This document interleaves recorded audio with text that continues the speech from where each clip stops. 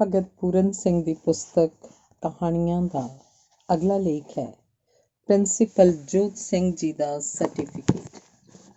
ਮੈਂ 18 ਦਸੰਬਰ 1949 ਨੂੰ ਭਗਤ ਪੂਰਨ ਸਿੰਘ ਜੀ ਦਾ ਪਿੰਗਲਵਾੜਾ ਦੇਖਿਆ। ਭਗਤ ਜੀ ਦੀ ਮੇਰੇ ਨਾਲ ਵਾਕਫੀ ਸੰਨ 1947 ਦੀਆਂ ਸਰਦੀਆਂ 'ਚ ਹੋਈ। ਮੈਂ ਉਦੋਂ ਖਾਲਸਾ ਕਾਲਜ ਸ਼ਰਨਾਰਥੀ ਕੈਂਪ ਦਾ ਕਮਾਂਡੈਂਟ ਸਾਂ। ਮੈਂ ਦੇਖਿਆ ਕਿ ਅਪਾਹਜਾਂ ਤੇ ਉਹਨਾਂ ਦੀ ਜਿਨ੍ਹਾਂ ਦਾ ਕੋਈ ਨਹੀਂ, ਭਗਤ ਪੂਰਨ ਸਿੰਘ ਬੜੇ ਪ੍ਰੇਮ ਨਾਲ ਸੇਵਾ ਕਰਦੇ ਹਨ। ਸੜਕੋਂ ਪਾਰ ਖਾਲਸਾ ਕਾਲਜ ਦਾ ਇੱਕ ਛੋਟਾ ਜਿਹਾ ਮਕਾਨ ਹੈ ਜੋ ਲੜਾਈ ਦੇ ਦਿਨਾਂ 'ਚ Indian air force training centre ਲਈ ਬਣਾਇਆ ਗਿਆ ਸੀ। ਭਗਤ ਜੀ ਨੇ ਆਪਣਾ ਡੇਰਾ ਉੱਥੇ ਇੱਕ ਕਮਰੇ 'ਚ ਕਰ ਲਿਆ ਤੇ ਜੋ ਆਪਣੀ ਕਿਰਿਆ ਆਪ ਨਾ ਕਰ ਸਕਣ ਉਹਨਾਂ ਨੂੰ ਉੱਥੇ ਰੱਖ ਕੇ ਸੇਵਾ ਆਰੰਭ ਕੀਤੀ। ਇਹਨਾਂ ਲਈ ਗੰਦੇ ਕੱਪੜਿਆਂ ਨੂੰ ਸਾਫ਼ ਕਰਨਾ, ਰੋਗੀਆਂ ਦੇ ਮੂੰਹ ਧੋਣੇ ਤੇ ਉਹਨਾਂ ਦੇ ਸਰੀਰਾਂ ਨੂੰ ਮੈਲ ਤੋਂ ਸਾਫ਼ ਕਰਨਾ, ਜਿਨ੍ਹਾਂ ਕੰਮਾਂ ਤੋਂ ਲੋਕੀ ਆਮ ਤੌਰ ਤੇ ਘਿਰਨਾ ਕਰਦੇ ਹਨ, ਇੱਕ ਮਾਮੂਲੀ ਗੱਲ ਸੀ। ਜਦੋਂ ਇੱਥੋਂ ਕੈਂਪ ਟੁੱਟ ਗਿਆ ਤਾਂ ਇਹ ਵੀ ਥੋੜ੍ਹੀ ਦੇਰ ਮਗਰੋਂ ਉਹ ਕਮਰਾ ਖਾਲੀ ਕਰਕੇ ਚਲੇ ਗਏ।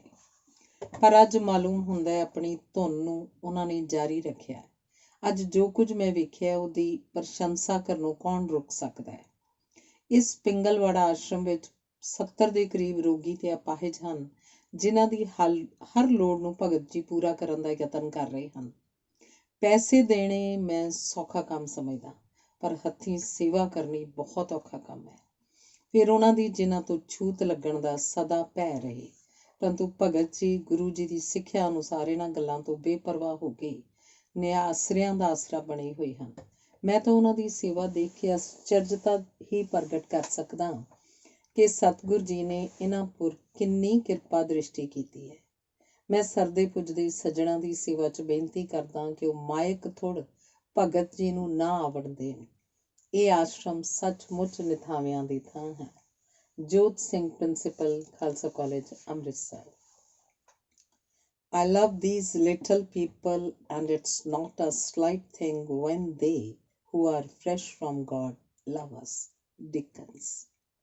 ਅਰਥਾਤ ਮੈਂ ਛੋਟੇ ਬੱਚਿਆਂ ਨੂੰ ਪਿਆਰ ਕਰਦਾ ਤੇ ਇਹ ਕੋਈ ਸਧਾਰਨ ਗੱਲ ਨਹੀਂ ਕਿ ਬੱਚੇ ਜਿਹੜੇ ਰੱਬ ਕੋਲੋਂ ਸੱਜਰੇ ਆਏ ਹੁੰਦੇ ਹਨ ਉਹ ਸਾਨੂੰ ਪਿਆਰ ਕਰਨ।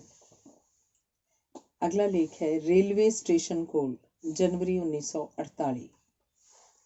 ਖਾਲਸਾ ਕਾਲਜ ਦੇ ਕੈਂਪ ਵਿੱਚ ਮੈਂ 4 ਕੁ ਮਹੀਨੇ ਸੇਵਾ ਕੀਤੀ। 31 ਦਸੰਬਰ ਨੂੰ ਕੈਂਪ ਸਮਾਪਤ ਹੋ ਗਿਆ। ਕੈਂਪ ਦੀ ਸਮਾਪਤੀ ਦੇ ਪਿੱਛੋਂ ਮੈਂ ਰੇਲਵੇ ਸਟੇਸ਼ਨ ਦੇ ਵਲਗਣ ਅੰਦਰ ਬੇਆਸਰੇ ਅਪਾਹਜਾਂ ਦੀ ਸੇਵਾ ਆਰੰਭ ਕਰ ਦਿੱਤੀ ਸੀ।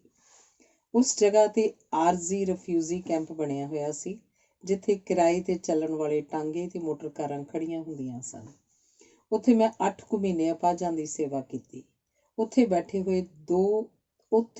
ਹੋਏ ਦੇ ਮੇਰੇ ਪਾਸ ਬੱਚਿਆਂ ਦੀ ਗਿਣਤੀ 5 ਹੋ ਗਈ, ਜਿਨ੍ਹਾਂ ਵਿੱਚ 2 ਬੱਚੇ ਲੂਲੇ, ਇੱਕ ਬੱਚਾ ਅਧਰੰਗ ਵਾਲਾ ਤੇ ਇੱਕ ਤੰਦਰੁਸਤ ਬੱਚਾ ਸੀ। ਉੱਥੇ ਬੀਬੀ ਆਸ਼ਾ ਦੇਵੀ ਪੁੰਛ ਵਾਲੀ ਦੀ ਮੌਤ ਹੋਈ। ਉਸ ਬੀਬੀ ਨੂੰ ਤਪਦਿਕ ਦਾ ਰੋਗ ਸੀ ਤੇ ਉਹ ਆਪਣੇ ਪਿੱਛੇ 4.25 ਸਾਲਾਂ ਦਾ ਖੂਬਸੂਰਤ ਬੱਚਾ ਜਗਜੀਤ ਸਿੰਘ ਜੀਤਾ ਛੱਡ ਕੇ ਮਰ ਗਈ ਸੀ। ਉਹ ਵੀ ਰਿਫਿਊਜੀ ਸੀ ਤੇ 3 ਮਹੀਨੇ ਸ੍ਰੀ ਦਰਬਾਰ ਸਾਹਿਬ ਦੇ ਵਲਗਣ ਅੰਦਰ ਉਸ ਥਾਂ ਤੇ ਰਹੀ ਸੀ ਜਿੱਥੇ ਅੱਜ ਕੱਲ੍ਹ ਮੰਜੀ ਸਾਹਿਬ ਦਾ ਹਾਲ ਬਣਿਆ ਹੋਇਆ ਤੇ ਹਾਲ ਤੋਂ ਪਹਿਲਾਂ ਬਾਬਾ ਅਟੱਲ ਸਾਹਿਬ ਨੂੰ ਗੁਰੂ ਕਾ ਬਾਗ ਵਿੱਚੋਂ ਰਸਤਾ ਜਾਂਦਾ ਹੁੰਦਾ ਸੀ। ਅਸੀਂ ਘਰਾਂ ਤੇ ਤੰਦੂਰਾਂ ਤੋਂ ਪ੍ਰਸ਼ਾਦੇ ਉਗਰਾਉਂਦੇ ਸਾਂ। ਸਾਡੇ ਛਕਣ ਦੇ ਪਿੱਛੋਂ ਪ੍ਰਸ਼ਾਦੇ ਬਚ ਜਾਂਦੇ ਸਨ। ਬਚਿਆਂ ਪ੍ਰਸ਼ਾਦਿਆਂ ਨੂੰ ਮੈਂ ਦਿਨ ਦੇ 1:30 ਕੁ ਵਜੇ ਗੁਰੂ ਤੇਗ ਬਹਾਦਰ ਹਸਪਤਾਲ ਨੂੰ ਲੈ ਜਾਂਦਾ ਸਾਂ ਤੇ ਉੱਥੇ ਜਿਹੜੇ ਰੋਗੀ ਹਸਪਤਾਲ ਦੇ ਖੁੱਲ੍ਹੇ ਮੈਦਾਨ 'ਚ ਰੁੱਖਾਂ ਹੇਠ ਬੈਠੇ ਹੁੰਦੇ ਸਨ ਜਾਂ ਹਸਪਤਾਲ ਦੇ ਬੋਰਡ ਹੇਠ ਜਾਂ ਸੜਕ ਦੇ ਕੰਢੇ ਦਿਨ ਕੱਟ ਰਹੇ ਹੁੰਦੇ ਸਨ ਤੇ ਗਰੀਬ ਹੁੰਦੇ ਸਨ, ਉਹਨਾਂ ਨੂੰ ਮੈਂ ਉਹ ਪ੍ਰਸ਼ਾਦੇ ਵੰਡ ਦਿੰਦਾ ਕਰਦਾ ਸੀ। ਹਸਪਤਾਲ 'ਚ ਅੱਖਾਂ ਦੇ ਪ੍ਰਸਿੱਧ ਸਵਰਗਵਾਸੀ ਡਾਕਟਰ ਸੋਹਣ ਸਿੰਘ ਦਾ ਪੁੱਤਰ ਕੁਲਬੀਰ ਸਿੰਘ ਬੈਠਦਾ ਹੁੰਦਾ ਸੀ। ਉਸ ਪਾਸੋਂ ਮੈਂ ਅੰਗਰੇਜ਼ੀ ਦਾ ਟ੍ਰਿਬਿਊਨ ਅਖਬਾਰ ਲੈ ਕੇ ਪੜ੍ਹਿਆ ਕਰਦਾ ਸਾਂ। ਉਹ ਬੜਾ ਨੇਕ ਗੁਰਸਿੱਖ ਹੈ ਤੇ ਬੜਾ ਦਇਆਵਾਨ ਅੱਖਾਂ ਦਾ ਡਾਕਟਰ ਹੈ। ਇੱਕ ਦਿਨ ਜਦ ਮੈਂ ਦਿਨ ਦੇ 4 ਕੁ ਵਜੇ ਉਸ ਪਾਸੋਂ ਅਖਬਾਰ ਪੜ੍ਹ ਕੇ ਉੱਠਿਆ ਤਾਂ ਐਕਸਰੇ ਦੇ ਕਮਰੇ ਦੇ ਵਰਾਂਡੇ 'ਚ ਮੈਂ ਇੱਕ ਇਸਤਰੀ ਲੰਮੀ ਪਈ ਹੋਈ ਦੇਖੀ, ਜਿਸ ਦੇ ਹੇਠਾਂ ਬੋਰੀ ਵਿਛੀ ਹੋਈ ਸੀ, ਜਿਸ ਵਿੱਚ ਉਹਦੇ ਬੱਚੇ ਦੇ 1-2 ਕੱਪੜੇ ਹੋਣਗੇ। ਉਹ ਬੀਬੀ ਬੇਹਾਲ ਪਈ ਸੀ। ਬੱਚਾ ਉਹਦੇ ਲਾਗੇ ਉਦਾਸ ਬੈਠਾ ਸੀ। ਬੱਚੇ ਦੀ ਉਮਰ 4 ਕੁ ਸਾਲਾਂ ਦੀ ਸੀ ਤੇ ਇਸਤਰੀ ਦੀ ਉਮਰ 30 ਕੁ ਸਾਲਾਂ ਦੀ ਸੀ। ਮੈਂ ਉਸ ਬੀਬੀ ਪਾਸ ਗਿਆ। ਮੈਂ ਬੀਬੀ ਨੂੰ ਕਿਹਾ ਕਿ ਬੀਬੀ ਤੂੰ ਮੈਨੂੰ ਹਸਪਤਾਲ ਦਾ ਟਿਕਟ ਦਿਖਾ।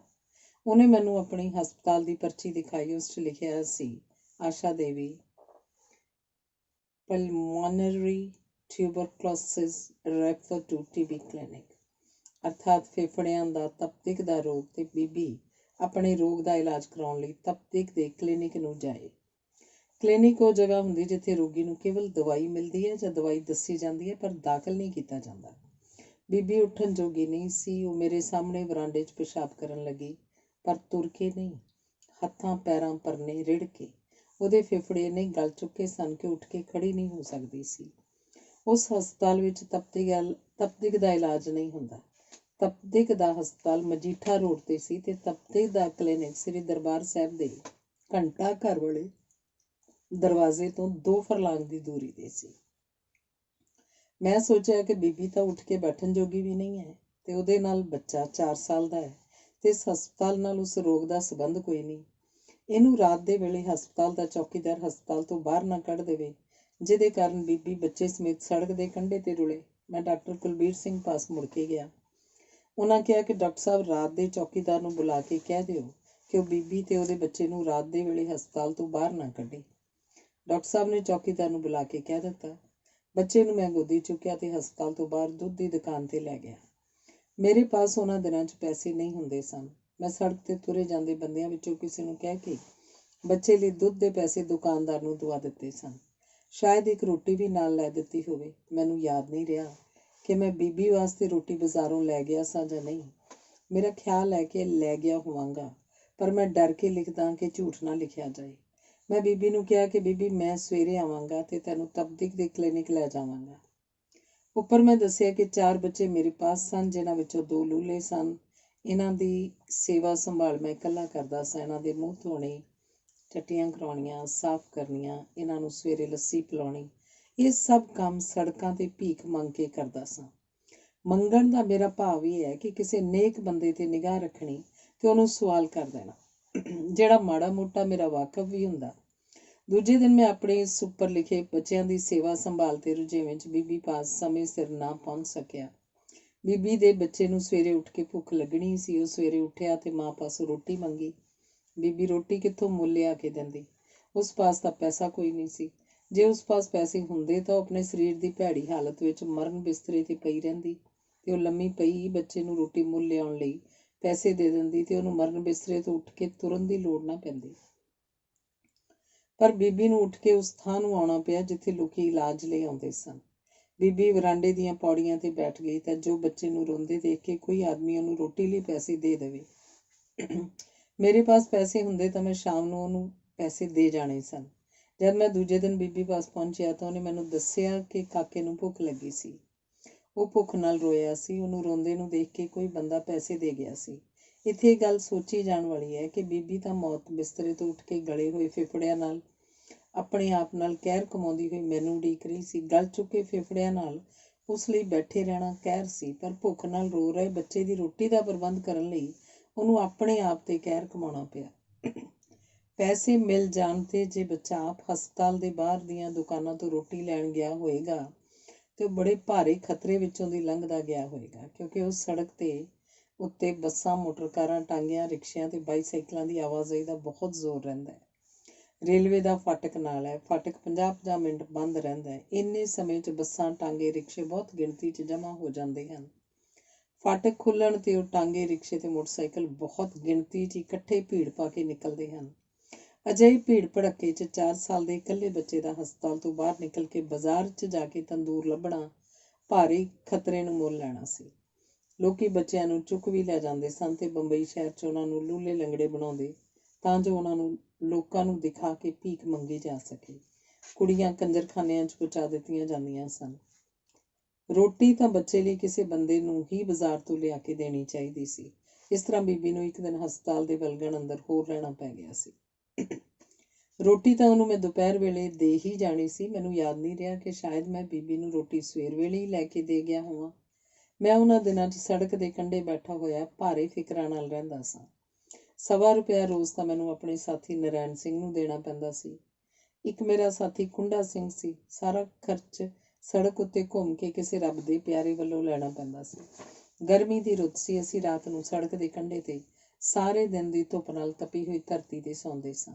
ਮੀਂਹ ਤੋਂ ਬਚਣ ਲਈ ਕੋਈ ਥਾਂ ਨਹੀਂ ਸੀ। ਮੀਂਹ ਵੇਲੇ ਬੁਰਾ ਹਾਲ ਹੁੰਦਾ ਸੀ। ਇੱਕ ਬਦਬੂ ਵਾਲੇ ਗੁਸਲਖਾਨੇ 'ਚ ਜਾ ਕੇ ਲੁਕਦੇ ਸਾਂ, ਜਿਹੜਾ ਰੇਲਵੇ ਡਾਕਖਾਨੇ ਦਾ ਸੀ। ਇੱਕ ਦਿਨ ਅਸੀਂ ਰਾਤ ਦੇ ਵੇਲੇ ਰੇਲਵੇ ਹਸਪਤਾਲ ਦੇ ਵਰਾਂਡੇ 'ਚ ਜਾ ਕੇ ਲੇਟ ਗਏ। ਡਾਕਟਰ ਨੇ ਸਾਨੂੰ ਕਿਹਾ ਕਿ ਤੁਸੀਂ ਮੁੜ ਕੇ ਇੱਥੇ ਨਾ ਸੌਣਾ। ਉਹ ਹਿੰਦੂ ਡਾਕਟਰ ਕਈ ਸਾਲਾਂ ਮਗਰੋਂ ਪਿੰਗਲਵਾੜੇ ਆਇਆ। ਉਹਨੇ ਮੈਨੂੰ ਦਾਨ ਦਿੱਤਾ ਤੇ ਨਾਲ ਕਿਹਾ ਕਿ ਭਗਤ ਜੀ, ਮੈਨੂੰ ਮਾਫ਼ ਕਰਨਾ, ਮੈਂ ਇੱਕ ਪਾਪ ਕੀਤਾ ਸੀ। ਤੁਸੀਂ 4 ਬੱਚਿਆਂ ਨੂੰ ਲੈ ਕੇ ਰੇਲਵੇ ਹਸਪਤਾਲ ਦੇ ਵਰਾਂਡੇ 'ਚ ਮੀਂਹ ਤੋਂ ਬਚਣ ਲਈ ਰਾਤ ਕੱਟੀ ਸੀ। ਮੈਂ ਤੁਹਾਨੂੰ ਖੁਫੀਆ ਪੁਲਿਸ ਆਦਮੀ ਸਮਝਿਆ ਸੀ। ਉਹਦੇ ਭੁਲੇਖੇ ਦਾ ਕਾਰਨ ਇਹ ਸੀ ਕਿ ਸੜਕ ਦੇ ਕੰਢੇ 'ਤੇ ਡੇਰਾ ਲਾ ਕੇ ਬੈਠੇ ਹੋਏ ਦੇ ਮੇਰੇ ਆਲੇ ਦੁਆਲੇ ਲੋਕੀ ਖੜੇ ਹੋ ਜਾਂਦੇ ਸਨ ਤੇ ਮੈਂ ਉਹਨਾਂ ਨੂੰ ਅਨੇਕ ਪ੍ਰਕਾਰ ਦਾ ਪ੍ਰਚਾਰ ਕਰਨ ਲੱਗ ਪੈਂਦਾ ਸਾਂ। ਮੈਂ ਬਹੁਤੀ ਪੜ੍ਹਾਈ ਅੰਗਰੇਜ਼ੀ 'ਚ ਕੀਤੀ ਹੈ। ਬਹੁਤ ਕੁਝ ਬੋਲ ਕੇ ਲੋਕਾਂ ਨੂੰ ਸੁਣਾਉਣਾ ਹੁੰਦਾ ਹੈ। ਜਿਸ ਬੰਦੇ ਦੇ ਗਲ ਵਿੱਚ ਕੁੜਤਾ ਨਾ ਹੋਵੇ, ਲੱਤਾਂ 'ਤੇ ਪਜਾਮਾ ਨਾ ਹੋਵੇ, ਸਿਰ 'ਤੇ ਕੇਸਾਂ ਦੀਆਂ ਜਟਾਂ ਬੱਝੀਆਂ ਹੋਣ ਤੇ ਸੜਕ ਦੀਆਂ ਪਟੜੀਆਂ 'ਤੇ ਦਿਨ ਰਾਤ ਬੈਠਦਾ ਲੇਟਦਾ ਹੋਵੇ ਤੇ ਸਮੇਂ ਦੀ ਉੱਚੀ ਵਿੱਦਿਆ ਵਾਲਾ ਹੋਣ ਕਰਕੇ ਉਹਦਾ ਖੁਫੀਆ ਪੁਲਿਸ ਦਾ ਬੰਦਾ ਹੋਣ ਦਾ ਸ਼ੱਕ ਕਿਸੇ ਨੂੰ ਵੀ ਪੈ ਸਕਦਾ ਸੀ। ਮੈਨੂੰ ਉੱਥੇ ਰੇਲਵੇ ਪੁਲਿਸ ਦਾ ਸਿਪਾਹੀ ਉਠਾਉਣ ਆਇਆ ਸੀ, ਪਰ ਜਿਸ ਵੇਲੇ ਸਿਪਾਹੀ ਉਠਾਉਣ ਆਇਆ ਉਸ ਵੇਲੇ ਰੇਲਵੇ ਦਾ ਸਭ ਤੋਂ ਵੱਡਾ ਸਟੇਸ਼ਨ ਮਾਸਟਰ ਮੇਰੇ ਪਾਸ ਖੜਾ ਸੀ। ਉਹਨੂੰ ਵਰਮਾ ਸਾਹਿਬ ਕਹਿੰਦੇ ਸਨ ਤੇ ਉਹ ਹਿੰਦੂ ਸੀ। ਉਹ ਵੀ ਮੇਰੇ ਪ੍ਰਚਾਰ ਨੂੰ ਲੋਕਾਂ 'ਚ ਖੜਾ ਹੋ ਕੇ ਸੁਣਦਾ ਰਹਿੰਦਾ ਸੀ। ਉਹਨੇ ਮੇਰੇ ਬਾਰੇ ਸਿਪਾਹੀ ਨੂੰ ਕਹਿ ਦਿੱਤਾ ਕਿ ਰੇਲਵੇ ਸਟੇਸ਼ਨ ਦੇ ਵਲਗਣ ਵਿੱਚੋਂ ਇਹਨਾਂ ਅਪਾਹਜਾਂ ਦਾ ਡੇਰਾ ਨਹੀਂ ਉਠਾਉਣਾ। ਮੈਂ ਆਪਣਾ ਜੀਵਨ ਅਪਾਹਜਾਂ ਦੀ ਸੇਵਾ ਲਈ ਅਰਪਣ ਕੀਤਾ ਹੋਇਆ।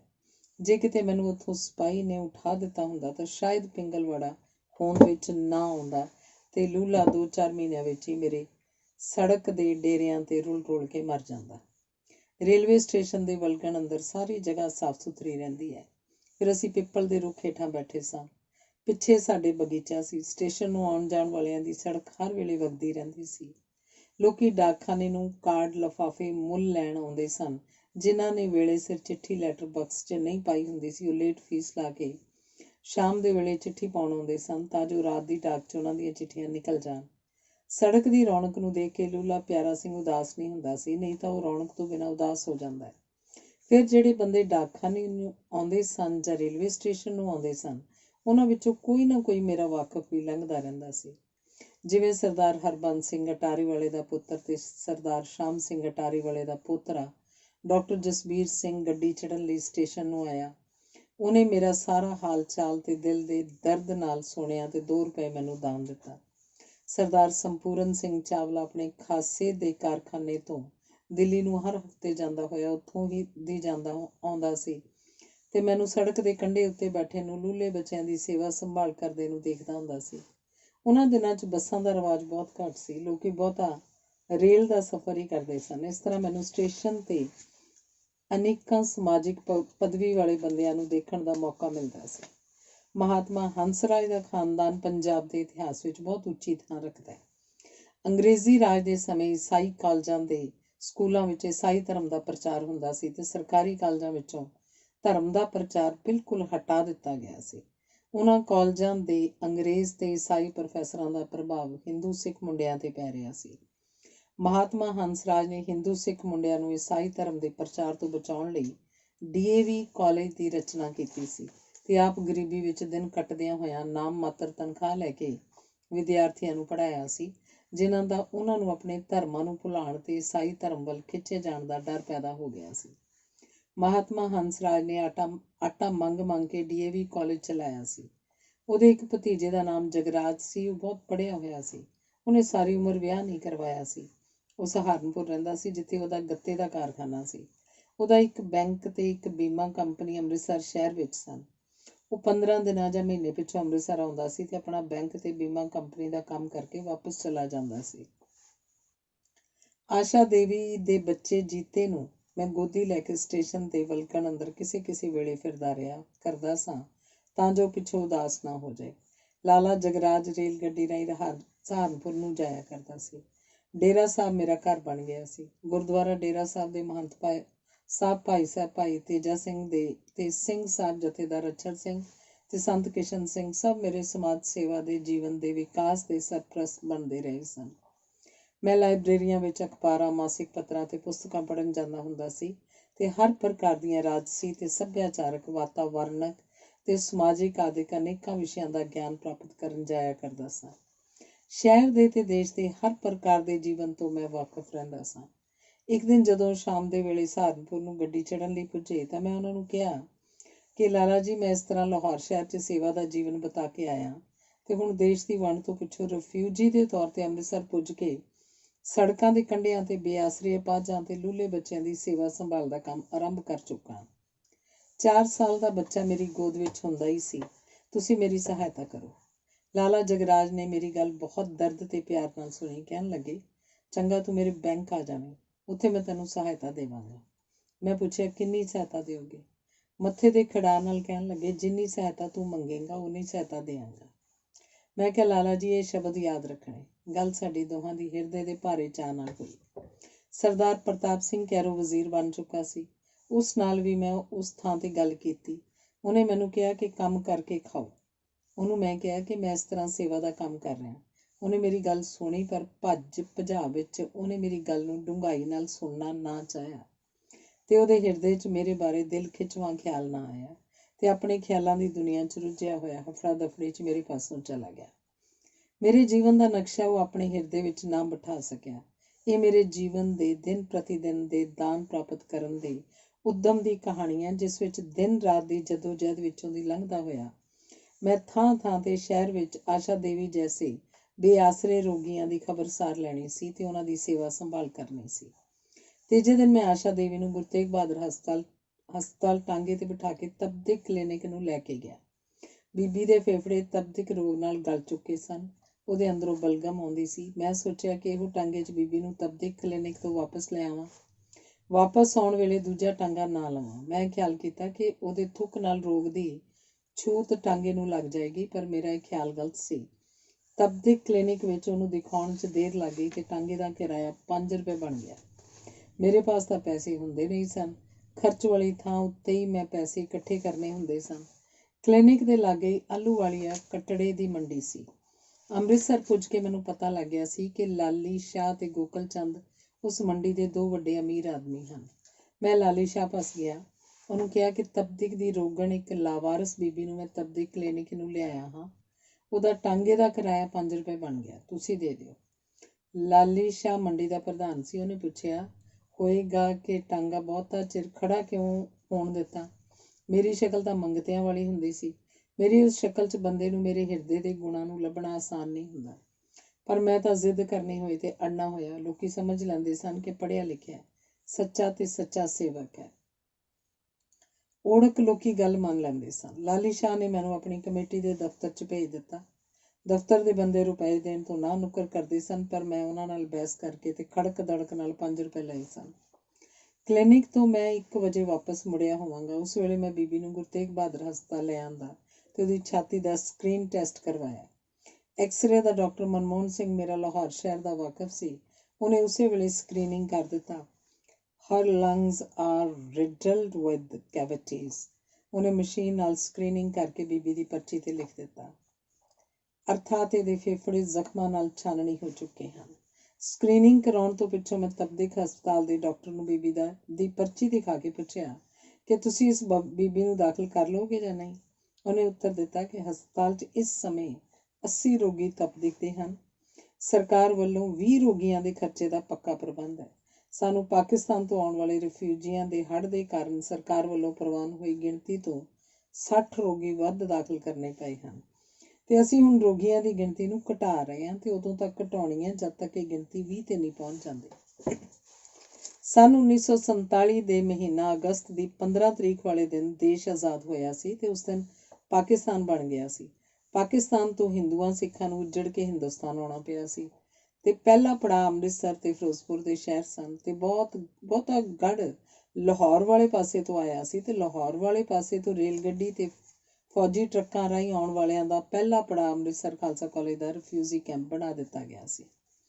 ਬੀਬੀ ਦੇ ਫੇਫੜੇ ਦਾ ਸਕਰੀਨਿੰਗ ਕਰਾ ਕੇ ਪ੍ਰਸ਼ਨ ਪੈਦਾ ਹੋਇਆ ਕਿ ਮੈਂ ਉਹਨੂੰ ਰੱਖਾਂ ਕਿੱਥੇ। ਮੇਰਾ ਡੇਰਾ ਤਾਂ ਰੇਲਵੇ ਸਟੇਸ਼ਨ ਦੀ ਵਲਗਣ ਅੰਦਰ ਸੜਕ ਦੇ ਕੰਢੇ ਤੇ ਸੀ। ਉੱਥੇ ਵੀ ਮੈਂ ਮਰਨ ਵਾਲੇ ਰੋਗੀ ਨੂੰ ਲੰਮਾ ਨਹੀਂ ਪਾ ਸਕਦਾ ਸਾਂ, ਕਿਉਂਕਿ ਉਹ ਲੋਕਾਂ ਦੇ ਪੈਦਲ ਤੁਰਨ ਦੀ ਪਟੜੀ ਸੀ। ਫਿਰ ਆਸ਼ਾ ਦੇਵੀ ਤਾਂ ਇੱਕ ਨੌਜਵਾਨ ਇਸਤਰੀ ਸੀ ਜਿਹਨੇ ਟੱਟੀ ਪਿਸ਼ਾਬ ਵੀ ਉਸੇ ਥਾਂ ਤੇ ਕਰਨਾ ਸੀ ਜਿੱਥੇ ਉਹਨੇ ਲੰਮੀ ਪੈਣਾ ਸੀ। ਹਸਪਤਾਲ ਦੇ ਬਾਹਰ ਮਹਾਰਾਜਾ ਰਣਜੀਤ ਸਿੰਘ ਦੀ ਬਣਾਈ ਡਿਉਢੀ ਹੈ, ਉਸ ਵਿੱਚ ਮੈਂ ਬੀਬੀ ਨੂੰ ਲਟਾ ਦਿੱਤਾ। ਉੱਥੋਂ ਦੇ ਚੌਕੀਦਾਰ ਨੇ ਮੈਨੂੰ ਕਿਹਾ ਕਿ ਰੋਗੀ ਬੀਬੀ ਇੱਥੋਂ ਉਠਾ ਕੇ ਲੈ ਜਾ, ਇੱਥੇ ਇਹ ਨਹੀਂ ਰੱਖੀ ਜਾ ਸਕਦੀ। ਉੱਥੋਂ ਮੈਂ ਉਹਨੂੰ ਰੇਲਵੇ ਸਟੇਸ਼ਨ ਦੇ ਅਹਾਤੇ ਵਿੱਚ ਮੋਟਰ ਕਾਰਾਂ ਵਾਲੇ ਛਤਨੇ ਹੇਠ ਲੈ ਗਿਆ, ਜਿਹੜੀ ਥਾਂ ਆਰਜ਼ੀ ਰਿਫਿਊਜੀ ਕੈਂਪ ਬਣੀ ਹੋਈ ਸੀ। ਜਿਸ ਦਿਨ ਮੈਂ ਬੀਬੀ ਨੂੰ ਸ਼ਾਮ ਦੇ ਵੇਲੇ ਪਹਿਲੇ ਦਿਨ ਦੇਖਿਆ ਸੀ, ਉਸ ਦਿਨ ਜੁਲਾਈ ਦੇ ਮਹੀਨੇ ਦੀ ਕੋਈ ਅਖੀਰਲੀ ਤਰੀਕ 28 ਜਾਂ 29 ਸੀ। ਬੀਬੀ 13 ਅਗਸਤ ਵਾਲੇ ਦਿਨ ਮਰ ਗਈ ਸੀ। ਛਤਨੇ ਦੇ ਨਾਲ ਲੱਗਦੀ ਖੁੱਲੀ ਥਾਂ ਵਿੱਚ ਇੱਕ ਤੰਬੂ ਲੱਗਾ ਹੋਇਆ ਸੀ, ਜਿਹੜਾ ਖਾਲੀ ਸੀ। ਉਸ ਵਿੱਚ ਮੈਂ ਬੀਬੀ ਨੂੰ ਇੱਕ ਮੰਜੇ ਤੇ ਲਿਟਾ ਦਿੱਤਾ, ਜਿਹੜਾ ਮੰਜਾ ਮੈਂ ਆਪ ਮੁੱਲ ਲਿਆ ਸੀ। ਉਹ ਬਲਗਮ ਥੁੱਕਦੀ ਰਹਿੰਦੀ ਸੀ ਤੇ ਮੈਂ ਬਲਗਮ ਤੇ ਮਿੱਟੀ ਪਾਉਂਦਾ ਰਹਿੰਦਾ ਸਾਂ। ਮਜੀਠਾ ਹਾਊਸ ਦੇ ਸਾਹਮਣੇ ਇੱਕ ਕੋਠੀ ਤੋਂ ਮੈਨੂੰ ਇੱਕ ਬਹੁਤ ਵਧੀਆ ਪ੍ਰਸ਼ਾਦਾ ਤੇ ਸਬਜ਼ੀ ਵੀ ਬਹੁਤ ਵਧੀਆ ਮਿਲਦੀ ਸੀ। ਉਹ ਪ੍ਰਸ਼ਾਦਾ ਤੇ ਸਬਜ਼ੀ ਮੈਂ ਬੀਬੀ ਨੂੰ ਖਵਾਉਂਦਾ ਸਾਂ ਤੇ ਉਸ ਲਈ ਬਾਜ਼ਾਰ ਤੋਂ ਅੰਗੂਰ ਵੀ ਲਿਆਉਂਦਾ ਸਾਂ। ਬੀਬੀ ਨੂੰ ਮੰਜੇ ਤੇ ਲਿਟਾ ਕੇ ਉਹਦੇ ਬੱਚੇ ਨੂੰ ਗੋਦੀ 'ਚ ਚੁੱਕ ਲਿਆ ਸੀ। ਬੱਚੇ ਨੇ ਮੇਰੀ ਗੋਦੀ 'ਚ ਆਉਣਾ ਹੀ ਸੀ। ਮੈਂ ਆਪਣੀ ਮਾਂ ਦਾ ਬਹੁਤ ਪਿਆਰ ਲਿਆ ਸੀ। ਬੀਬੀ ਨੇ ਦੇਖ ਲਿਆ ਸੀ ਕਿ ਬੱਚੇ ਨੂੰ ਹਰ ਵੇਲੇ ਗੋਦੀ 'ਚ ਰੱਖਦਾ ਹਾਂ। ਬੀਬੀ ਤਾਂ ਉਸ ਨਾਲ ਗੱਲ ਕਰਨ ਜੋਗੀ ਵੀ ਨਹੀਂ ਸੀ। ਉਹ ਤਾਂ ਹਰ ਵੇਲੇ ਚੁੱਪਚਾਪ ਪਈ ਰਹਿੰਦੀ ਸੀ। ਬੱਚਾ ਬਹੁਤ ਖੂਬਸੂਰਤ ਸੀ। ਮੈਂ ਉਹਨੂੰ ਹਰ ਵੇਲੇ ਗੋਦੀ 'ਚ ਰੱਖਦਾ ਸਾਂ। ਉਹਨੂੰ ਮੇਰੇ ਤੇ ਸ਼ੱਕ ਪੈ ਗਿਆ ਸੀ ਕਿ ਮੇਰੇ ਹਿਰਦੇ 'ਚ ਇੱਛਾ ਨਾ ਪੈਦਾ ਹੋ ਚੁੱਕੀ ਹੋਵੇ ਕਿ ਬੀਬੀ ਮਰੇ ਤੇ ਬੱਚਾ ਛੱਡੇ, ਜਿਹਨੂੰ ਮੈਂ ਸਾਂਭਾਂ। ਉਹਨੇ ਮੈਨੂੰ ਕਿਹਾ ਕਿ ਭਗਤ ਜੀ, ਤੁਸੀਂ ਮੈਨੂੰ ਮਰਨ ਤੋਂ ਬਚਾ ਲਓ। ਮੈਂ ਬਚਨ ਦਿੰਦੀ ਹਾਂ ਕਿ ਤੁਹਾਡੇ ਤੋਂ ਬੱਚਾ ਵਾਪਸ ਨਹੀਂ ਲਵਾਂਗੀ। ਉਹਨੇ ਜਦ ਬੱਚਾ ਮੇਰੇ ਸਪੁਰਦ ਕੀਤਾ ਤਾਂ ਉਹਨੇ ਬੱਚੇ ਦੇ ਦੋਵੇਂ ਪੈਰ ਚੁੰਮੇ। ਮਰਨ ਤੋਂ ਕੁਝ ਦਿਨ ਪਹਿਲਾਂ ਬੀਬੀ ਨੇ ਮੈਨੂੰ ਦਿਲ ਦੇ ਖਿੜਾ ਤੇ ਜੋਸ਼ ਨਾਲ ਆਪਣੀ ਬੇਸੁਰਤੀ 'ਚ ਕਿਹਾ ਕਿ ਮੈਂ ਸ੍ਰੀ ਦਰਬਾਰ ਸਾਹਿਬ ਨੂੰ ਚੱਲੀ ਹਾਂ। ਉੱਥੇ ਮੈਂ ਦੁੱਖ ਭੰਜਣੀ ਬੇਰੀ ਹੇਠਾਂ ਦੇ ਸਰੋਵਰ ਵਿੱਚ ਇਸ਼ਨਾਨ ਕਰਾਂਗੀ। ਇਸ਼ਨਾਨ ਕਰਨ ਪਿੱਛੋਂ ਮੈਂ ਗੁਰੂ ਕੇ ਲੰਗਰ ਨੂੰ ਜਾਵਾਂਗੀ ਤੇ ਲੰਗਰ ਦੀ ਸੁਆਹ ਦੇ ਉਸ ਢੇਰ ਉੱਤੇ ਬੈਠਾਂਗੀ ਜਿਸ ਤੇ ਸੰਗਤਾਂ ਦੇ ਜੂਠੇ ਭਾਂਡੇ ਮਾਂਜੇ ਜਾਂਦੇ ਹਨ, ਤੇ ਉੱਥੇ ਮੈਂ ਪੱਕਾ ਡੇਰਾ ਲਾ ਲਵਾਂਗੀ। ਉਹਨੂੰ ਮੈਂ ਪੁੱਛਿਆ ਕਿ ਤੂੰ ਜੀਤੇ ਨੂੰ ਨਾਲ ਲੈ ਜਾਏਂਗੀ? ਉਹਨੇ ਉੱਤਰ ਦਿੱਤਾ ਕਿ ਜੀਤੇ ਨੂੰ ਮੈਂ ਆਪਣੇ ਨਾਲ ਨਹੀਂ ਲਿਜਾਵਾਂਗੀ। ਮੈਂ ਪੁੱਛਿਆ ਕਿ ਸੁਆਹ ਦੇ ਢੇਰ ਤੇ ਵਾਸਾ ਕਰੀ ਬੈਠੀ ਤੇ ਤੇਰੇ ਪਾਸ ਮੈਂ ਜੀਤੇ ਨੂੰ ਤੈਨੂੰ ਮਿਲਾਉਣ ਲਈ ਕਦੀ ਕਦੀ ਲੈ ਆਇਆ ਕਰਾਂ ਜਾਂ ਨਾ? ਉਹਨੇ ਉੱਤਰ ਦਿੱਤਾ ਕਿ ਤੂੰ ਕਦੇ ਕਦੇ ਜੀਤੇ ਨੂੰ ਮੈਨੂੰ ਮਿਲਾਉਣ ਲਈ ਮੇਰੇ ਪਾਸ ਲੈ ਆਇਆ ਕਰੇ। 13 ਅਗਸਤ ਵਾਲੇ ਦਿਨ ਬੀਬੀ ਦੀ ਮੌਤ ਹੋ ਗਈ। ਇਸ ਤਰ੍ਹਾਂ ਉਹਨੇ ਮੇਰੇ ਪਾਸੋਂ 15-16 ਦਿਨ ਸੇਵਾ ਕਰਾਈ। ਸ੍ਰੀ ਗੁਰੂ ਗ੍ਰੰਥ ਸਾਹਿਬ ਦਾ ਸ਼ਬਦ ਹੈ ਜਿਸ 'ਚ ਮਨੁੱਖ ਦੀ ਮੌਤ ਦੇ ਸਮੇਂ ਦਾ ਨਕਸ਼ਾ ਖਿੱਚਿਆ ਗਿਆ ਹੈ। ਉਸ 'ਚ ਦੱਸਿਆ ਗਿਆ ਕਿ ਮਰਨ ਲੱਗੇ ਬੰਦੇ ਦਾ ਮਨ ਕਿਹੜੀਆਂ ਮੋਟੀਆਂ-ਮੋਟੀਆਂ ਗੱਲਾਂ ਵੱਲ ਜਾਂਦਾ ਹੈ। ਜਿਸ ਸ਼ਬਦ 'ਚ ਮਨੁੱਖ ਦੀ ਸਭ ਤੋਂ ਉੱਤਮ ਗੱਲ ਬਿਆਨ ਕੀਤੀ ਗਈ ਹੈ, ਉਸ ਸ਼ਬਦ 'ਚ ਜਿਹੜੀ ਤੁਕ ਮਨੁੱਖ ਦੀ ਸਭ ਤੋਂ ਉੱਤਮ ਇੱਛਾ ਨੂੰ ਬਿਆਨ ਕਰਦੀ ਹੈ, ਉਹ ਹੇਠ ਲਿਖੀ ਹੈ। ਅੰਤ ਕਾਲ ਨਾਰਾਇਣ ਸਿਮਰੈ, ਐਸੀ ਚਿੰਤਾ ਮੈਂ ਜੋ ਮਰੈ, ਬਦਤ ਤਿਲੋਚਨ ਤੇ ਨਰ ਮੁਕਤਾ, ਪੀਤੰਬਰ ਵਾਕੇ ਹਿਰਦੈ ਬਸੈ। ਅਰਥਾਤ ਅੰਤ ਸਮੇਂ ਜੋ ਮਨੁੱਖ ਪਰਮਾਤਮਾ ਨੂੰ ਸਿਮਰਦਾ ਤੇ ਇਸ ਧਿਆਨ 'ਚ ਚਲਾਣਾ ਕਰ ਜਾਂਦਾ ਹੈ, ਉਹ ਮਨੁੱਖ ਤਰਲੋਚਨ ਕਹਾਉਂਦਾ ਹੈ, ਮੁਕਤ ਹੋ ਜਾਂਦਾ ਹੈ ਤੇ ਪੀਤੰਬਰ ਪੀਲੇ ਕੱਪੜਿਆਂ ਵਾਲਾ ਕ੍ਰਿਸ਼ਨ ਹਰੀ ਦਾ ਰੂਪ ਉਹਦੇ ਦਿਲ 'ਚ ਵਸ ਜਾਂਦਾ ਹੈ। ਬੀਬੀ ਦੇ ਅੰਤ ਵੇਲੇ ਸ੍ਰੀ ਦਰਬਾਰ ਸਾਹਿਬ ਦੇ ਲੰਗਰ 'ਚ ਜਾ ਕੇ ਭਾਂਡੇ ਮਾਂਜਣ ਲਈ ਜੀਵਨ ਅਰਪਣ ਕਰ ਦੇਣ ਤੇ ਸਦਾ ਲਈ ਆਪਣਾ ਡੇਰਾ ਉਸ ਥਾਂ ਤੇ ਲਾ ਦੇਣ ਦੇ ਸ਼ਬਦ ਸੁਣ ਕੇ ਮੇਰੇ ਹਿਰਦੇ 'ਚ ਉਸ ਲਈ ਬਹੁਤ ਸਤਿਕਾਰ ਪੈਦਾ ਹੋ ਗਿਆ ਸੀ। ਉਹਨਾਂ ਦਿਨਾਂ 'ਚ ਪਾਕਿਸਤਾਨ ਤੋਂ ਆਏ ਅਨੇਕਾਂ ਰਿਫਿਊਜੀ ਲਾਵਾਰਸੀ ਦੀ ਹਾਲਤ ਵਿੱਚ ਸੜਕਾਂ ਤੇ ਮਰਦੇ ਸਨ। ਮਿਊਨਿਸਪੈਲਿਟੀ ਕਮੇਟੀ ਨੇ ਉਹਨਾਂ ਨੂੰ ਚੁੱਕ ਕੇ ਦਬਾਉਣ ਲਈ ਇੱਕ ਟਰੱਕ ਰੱਖਿਆ ਹੋਇਆ ਸੀ। ਉਹਨਾਂ ਦੀਆਂ ਲਾਸ਼ਾਂ ਦੀ ਇਹ ਡਾਕਟਰੀ ਵੀ ਨਹੀਂ ਹੁੰਦੀ ਸੀ ਕਿ ਮਰਨ ਵਾਲੇ ਦੀ ਮੌਤ ਕਿਸ ਕਾਰਨ ਹੋਈ ਹੈ। ਟੈਲੀਫੋਨ ਕਰਨ ਤੇ ਟਰੱਕ ਆ ਜਾਂਦਾ ਸੀ ਤੇ ਲਾਸ਼ ਚੁੱਕ ਕੇ ਖਾਈ 'ਚ ਸੁੱਟ ਆਉਂਦਾ ਸੀ। ਲਾਸ਼ਾਂ ਨੂੰ ਸਾੜਦੇ ਨਹੀਂ ਸਨ, ਪਰ ਮੈਂ ਸੋਚਿਆ ਕਿ ਬੀਬੀ ਦੀ ਲਾਸ਼ ਨੂੰ ਇਸ਼ਨਾਨ ਵੀ ਕਰਾਉਣਾ ਤੇ ਅੰਤਿਮ ਸੰਸਕਾਰ ਵੀ ਅਰਦਾਸ ਕਰਕੇ ਕਰਨਾ। ਉਸ ਛਤਨੇ ਦੇ ਹੇਠਾਂ ਇੱਕ ਸਰਕਾਰੀ ਨੌਕਰ ਸਫਾਈ ਮਜ਼ਦੂਰ ਰਹਿੰਦਾ ਸੀ। ਉਹਦੀ ਇਸਤਰੀ ਵੀ ਉਹਦੇ ਨਾਲ ਸੀ। ਮੈਂ ਉਹਦੀ ਇਸਤਰੀ ਨੂੰ ਕਿਹਾ ਕਿ ਤੂੰ ਬੀਬੀ ਦੀ ਲਾਸ਼ ਦਾ ਇਸ਼ਨਾਨ ਕਰਾ ਦੇ, ਮੈਂ ਤੈਨੂੰ ਇਸ ਕੰਮ ਦੀ ਮਜ਼ਦੂਰੀ ਦੇ ਦੇਵਾਂਗਾ। ਪਰ ਆਸ਼ਾ ਦੇਵੀ ਤਪਤਿਕ ਦੇ ਰੋਗ ਨਾਲ ਮਰੀ ਸੀ, ਇਸ ਲਈ ਮਿਹਤਰ ਇਸਤਰੀ ਨੇ ਬੀਬੀ ਦੇ ਛੋਤ ਦੇ ਰੋਗ ਤੋਂ ਡਰਦਿਆਂ ਹੋਇਆਂ ਉਸ ਦੀ ਲਾਸ਼ ਨੂੰ ਇਸ਼ਨਾਨ ਨਾ ਕਰਾਇਆ। ਨਰੈਣ ਸਿੰਘ ਵੀ ਦਿਨ ਦੇ ਵੇਲੇ ਤਰਨ ਤਾਰਨ ਤੋਂ ਮੇਰੇ ਕਾਰਜ ਦੀ ਸਹਾਇਤਾ ਕਰਨ ਆਇਆ ਕਰਦਾ ਸੀ। ਉਹ ਘਰਾਂ ਤੋਂ ਪ੍ਰਸ਼ਾਦੇ ਉਗਰਾ ਕੇ ਲਿਆਇਆ ਕਰਦਾ ਸੀ। ਸੇਵਾ ਦਾ ਭਾਵ ਵੀ ਉਹਦੇ ਹਿਰਦੇ 'ਚ ਸੀ। ਉਹ ਨਿਤਨੇਮ ਦੀਆਂ 5 ਬਾਣੀਆਂ ਦਾ ਪਾਠ ਕਰਨ ਵਾਲਾ ਤਿਆਰ ਬਰ ਤਿਆਰ ਗੁਰਸਿੱਖ ਸੀ। ਉਹਦੀ ਉਮਰ ਵੀ ਬੁਢਾਪੇ 'ਚ ਦਾਖਲ ਹੋ ਚੁੱਕੀ ਸੀ। ਉਹ ਬਾਲ ਬੱਚੇਦਾਰ ਗ੍ਰਸਤੀ ਵੀ ਸੀ। ਮੈਂ ਉਹਨੂੰ ਕਿਹਾ ਕਿ ਨਰੈਣ ਸਿੰਘਾ, ਬੀਬੀ ਦੀ ਲਾਸ਼ ਦਾ ਇਸ਼ਨਾਨ ਜ਼ਰੂਰ ਕਰਾਉਣਾ। ਤੂੰ ਬਾਲ ਬੱਚੇਦਾਰ ਹੈ, ਮੈਂ ਕੁਆਰਾ ਤੇ ਜਵਾਨ ਹਾਂ। ਲਾਸ਼ ਵੀ ਜਵਾਨ ਇਸਤਰੀ ਦੀ ਹੈ ਤੇ ਮੈਂ ਤਾਂ ਇਹਦੇ ਪਿੰਡੇ ਤੇ ਹੱਥ ਨਹੀਂ ਲਾਉਣਾ। ਮੈਂ ਇਹਨੂੰ ਇਸ਼ਨਾਨ ਨਹੀਂ ਕਰਵਾ ਸਕਦਾ। ਨਰੈਣ ਸਿੰਘ ਨੇ ਇਸ਼ਨਾਨ ਕਰਵਾ ਦਿੱਤਾ। ਬੀਬੀ ਦਾ ਇਸ਼ਨਾਨ ਕਰਵਾ ਕੇ ਨਰੈਣ ਸਿੰਘ ਨੇ ਅਰਦਾਸਾ ਕੀਤਾ। ਅਸੀਂ ਦੋਵੇਂ ਜਣੇ ਬੀਬੀ ਦੀ ਲਾਸ਼ ਨੂੰ ਮੰਜੇ ਤੇ ਪਾ ਕੇ ਦੁਰਗਿਆਣੇ ਦੀ ਸ਼ਮਸ਼ਾਨ ਭੂਮੀ ਲੈ ਗਏ। ਉਹ ਅਰਥੀ ਦੇ ਅੱਗੇ ਲੱਗ ਗਿਆ, ਮੈਂ ਪਿੱਛੇ ਲੱਗ ਗਿਆ। ਅਸੀਂ ਦੋਵੇਂ ਜਣੇ ਲਾਸ਼ ਨੂੰ ਲੈ ਕੇ ਗਏ। ਪਿੱਛੇ ਰਹਿ ਗਿਆ ਜਗਜੀਤ ਸਿੰਘ ਜੀਤਾ। ਜੀਤੇ ਦਾ ਮਨ ਮੇਰੇ ਨਾਲ ਪੂਰਾ ਪਰਚ ਚੁੱਕਿਆ ਸੀ। ਉਹ ਮਾਂ ਦੀ ਮੌਤ ਤੋਂ ਉਦਾਸ ਨਾ ਹੋਇਆ। ਮੈਂ ਉਹਨੂੰ ਹਰ ਵੇਲੇ ਗੋਦੀ 'ਚ ਚੁੱਕ ਕੇ ਰੱਖਦਾ ਸਾਂ। ਉਹਦਾ 1 ਮਿੰਟ ਦਾ ਵਸਾਹ ਨਹੀਂ ਕਰਦਾ ਸਾਂ। ਉਸ ਜਗ੍ਹਾ ਆਰਜ਼ੀ ਰਿਫਿਊਜੀ ਕੈਂਪ ਸੀ। ਜ਼ਿਲ੍ਹੇ ਦਾ ਸਰਕਾਰੀ ਡਾਕਟਰ ਸਿਵਲ ਸਰਜਨ ਉਸ ਜਗ੍ਹਾ ਨੂੰ ਦੇਖਣ ਆਇਆ ਕਰਦਾ ਸੀ। ਜਿਸ ਜਗ੍ਹਾ ਤੇ ਲਾਸ਼ ਦਾ ਇਸ਼ਨਾਨ ਕਰਾਇਆ ਗਿਆ ਸੀ, ਉਹ ਜਗ੍ਹਾ ਅਸੀਂ ਚੰਗੀ ਤਰ੍ਹਾਂ ਧੋ ਦਿੱਤੀ ਸੀ ਤਾਂ ਜੋ ਉਹ ਜਗ੍ਹਾ ਤਪਦਿਕ ਦੇ ਜਰਮ ਨਾ ਪਏ ਰਹਿਣ। ਸਿਵਲ ਸਰਜਨ ਆ ਗਿਆ ਤਾਂ ਮੈਂ ਉਹਨੂੰ ਦੱਸਿਆ ਕਿ ਮੈਂ ਇੱਕ ਤਪਦਿਕ ਦੀ ਰੋਗਣ ਬੀਬੀ ਦੀ ਸੇਵਾ ਕੀਤੀ ਸੀ। ਉਹ ਅੱਜ ਮਰ ਗਈ ਹੈ। ਅਸੀਂ ਉਹਦੀ ਲਾਸ਼ ਦਾ ਇਸ਼ਨਾਨ ਇਸ ਗਿੱਲੇ ਥਾਂ ਤੇ ਕਰਾਇਆ ਸੀ। ਉਹ ਮੈਨੂੰ ਗੁੱਸੇ ਹੋਇਆ ਤੇ ਉਹਨੇ ਮੈਨੂੰ ਕਿਹਾ ਕਿ ਤੂੰ ਤਪਦਿਕ ਦਾ ਰੋਗੀ ਇੱਥੇ ਕਿਉਂ ਰੱਖਿਆ ਸੀ। ਧੰਨਵਾਦ।